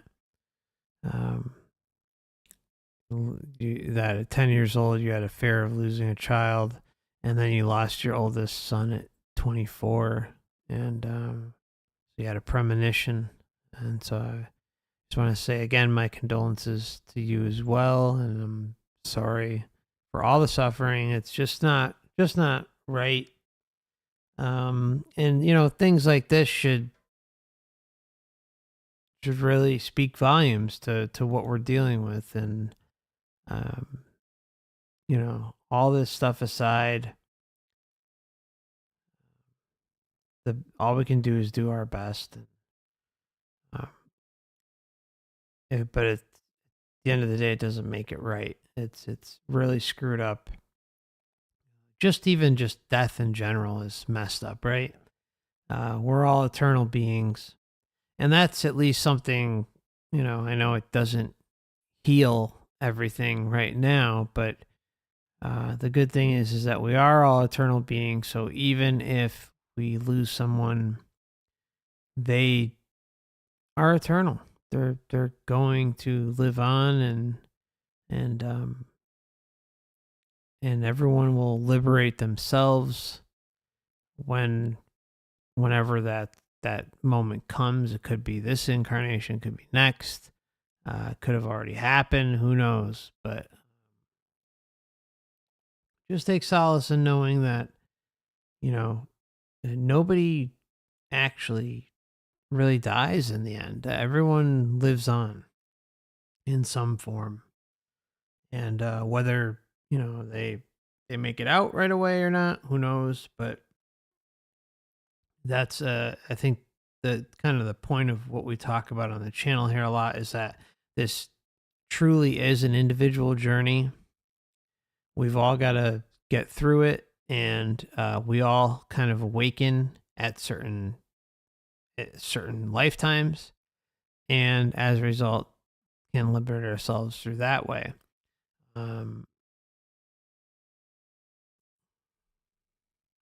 but it doesn't take care of the pain while you're inside the perception of the meat suit, and have duality and pain and suffering and joy and happiness and all that stuff. But I'm sorry for repeating myself, but just the best thing I could say is, remember you're loved, cared for, and there's a lot of good individuals here who have a big hearts. And if you need to talk or something, don't hesitate to leave a comment or something in the chat tonight or elsewhere, where, if you need someone who can relate and gets where you're at on your journey, don't hesitate to reach out. So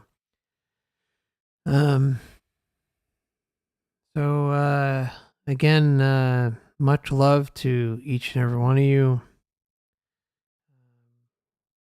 Try not to let this place get the best of you. It's really kind of, I mean, I know it's so much easier said than done, right? I mean, when you go through difficult times and you lose loved ones, it's easy to fall in the pits, and perfectly understandable. But I'm sorry. I know I'm repeating myself, but remember that they're eternal. They, nobody dies.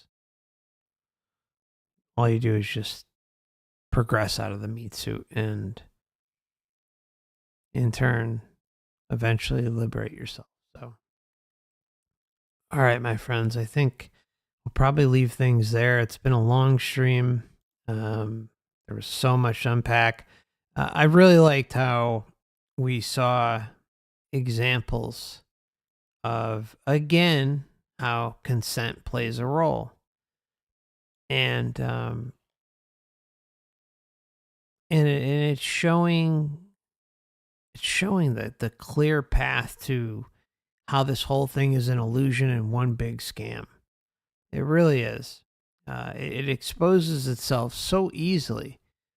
It just takes some time to get there and see how it all works. And like Dan and I were talking about, anyone who's new or maybe otherwise on the fence with the Soul Trap information, the best thing I could suggest is just, hey, go out and do your own research. I promise you, depending on, how many NDEs you've looked into and pre-birth memory. I mean, the list is endless, but depending on how many of these things you've looked into, it takes some time. But the one thing I'm just trying to do here is say, don't trust me, but go out and prove it to yourself, because it's possible. And it may take a year, it may take 2 years. It took me many, but it's the most rewarding thing you can ever learn, because what it does is it empowers you. It gives you a base outline for the high likelihood of what's going on. And it explains a lot. Everything really fits too well. And then, of course, you have, not just the spiritual aspect with the text and all that, but you also have the media and movies, video games, music, all that stuff. And Wayne Bush and I talked about that, and he came on and did a big long presentation. I highly recommend checking out the Wayne Bush series for anyone who may be new or on the fence. Also checking out Wayne's site, trickedbythelight.com. That's trickedbythelight.com. And then Dan's website, like I mentioned earlier, was OverWatchProject.com. And that's available in the description tab. So, yeah, I can't really think of much else. We've been here for quite a while, and I'm getting kind of tired. Oh, the one thing I did want to mention is that I do have a gaming channel now. It was one of my backups, and I'm doing a Truth in Gaming channel. So if you're interested in perhaps checking that out sometime, feel free. I'll put the link in here. And then I also have another backup channel, which is sitting there parked, just in case something should ever happen here. And I have an email list, a Twitter, and Instagram, Facebook, Rumble, and Odysee. Rumble and Odysee, there are some exclusive content on those platforms, and there's going to be more throughout the year. I had one that I really wanted to do the other night on YouTube and Odysee and Rumble, and then realized that there were some things mentioned that would definitely get the channel in trouble. So the only solution is to go to other platforms where you can talk about those things and not have to worry about getting terminated. So yeah, if there's a referral link if you're new to Odysee and haven't signed up yet. It just helps advertise the channel a little bit more, and it doesn't cost a dime. Odysee and Rumble are both free, and same thing with Rumble. There's referral links for both of those, but both services don't cost anything, but do help the channel get found a little bit easier, or it helps me. Like, for instance, with Rumble, you get like one library crypto coin, and I can put that towards promoting my videos over there. So, which in turn helps spread the word and about the Soul Trap. So, okay, I think that's about it. I'm getting tired and about to fall asleep, but oh, I wanted to leave the gaming channel. I'm sorry. Let me just drop that real quick. We've been having some fun over there. There's already some playlists made, so if you're interested in checking those out, I got some interesting titles coming up as well. One is Spiritfarer, and it's actually about crossing over and death and helping other beings come to grips with leaving their physical body, basically crossing the waters of forgetfulness, but I haven't played it yet. There is Beyond Two Souls, which I will probably be continuing tomorrow. Also playing Witcher 3. And I'm going to be playing Quantum Break again, which I haven't played in many years, but that's got some truth bombs in it, so I know there's others that I'm forgetting at the moment, go figure. But oh yeah, Cyberpunk 2077, I pop in on that one every once in a while. Not as much anymore, but if you don't mind coming and supporting the channel, that would be great. I think this is the link. Okay, here we go.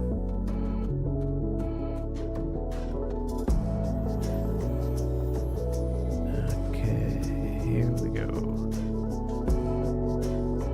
And this channel is also going to be on Odysee and Rumble as well. I just haven't created it yet, so at the moment I have just a YouTube channel. But if you prefer Odysee or Rumble, there is a stream. I'm sorry, there is a separate channel coming soon for both of those. And I will post that as soon as they're available. And I'll be multi-streaming just like I do with the main channel here, except for the Truth in Gaming on YouTube, Odysee, and Rumble. So feel free to check that out if you'd like, and subscribe and hit the bell for all notifications so you get a notice when the channel goes live. And okay, I think that's about it. I'm gonna keep rambling if I don't leave here, so take care of yourselves, and I'll see you soon. Don't work too hard this week. There may be a stream actually maybe Wednesday, because life's been a little hectic lately. So Matrix duty's got me running all over the place. All right. So keep an eye on the notifications in the community tab and your email. All right. Take care. Thank you so much.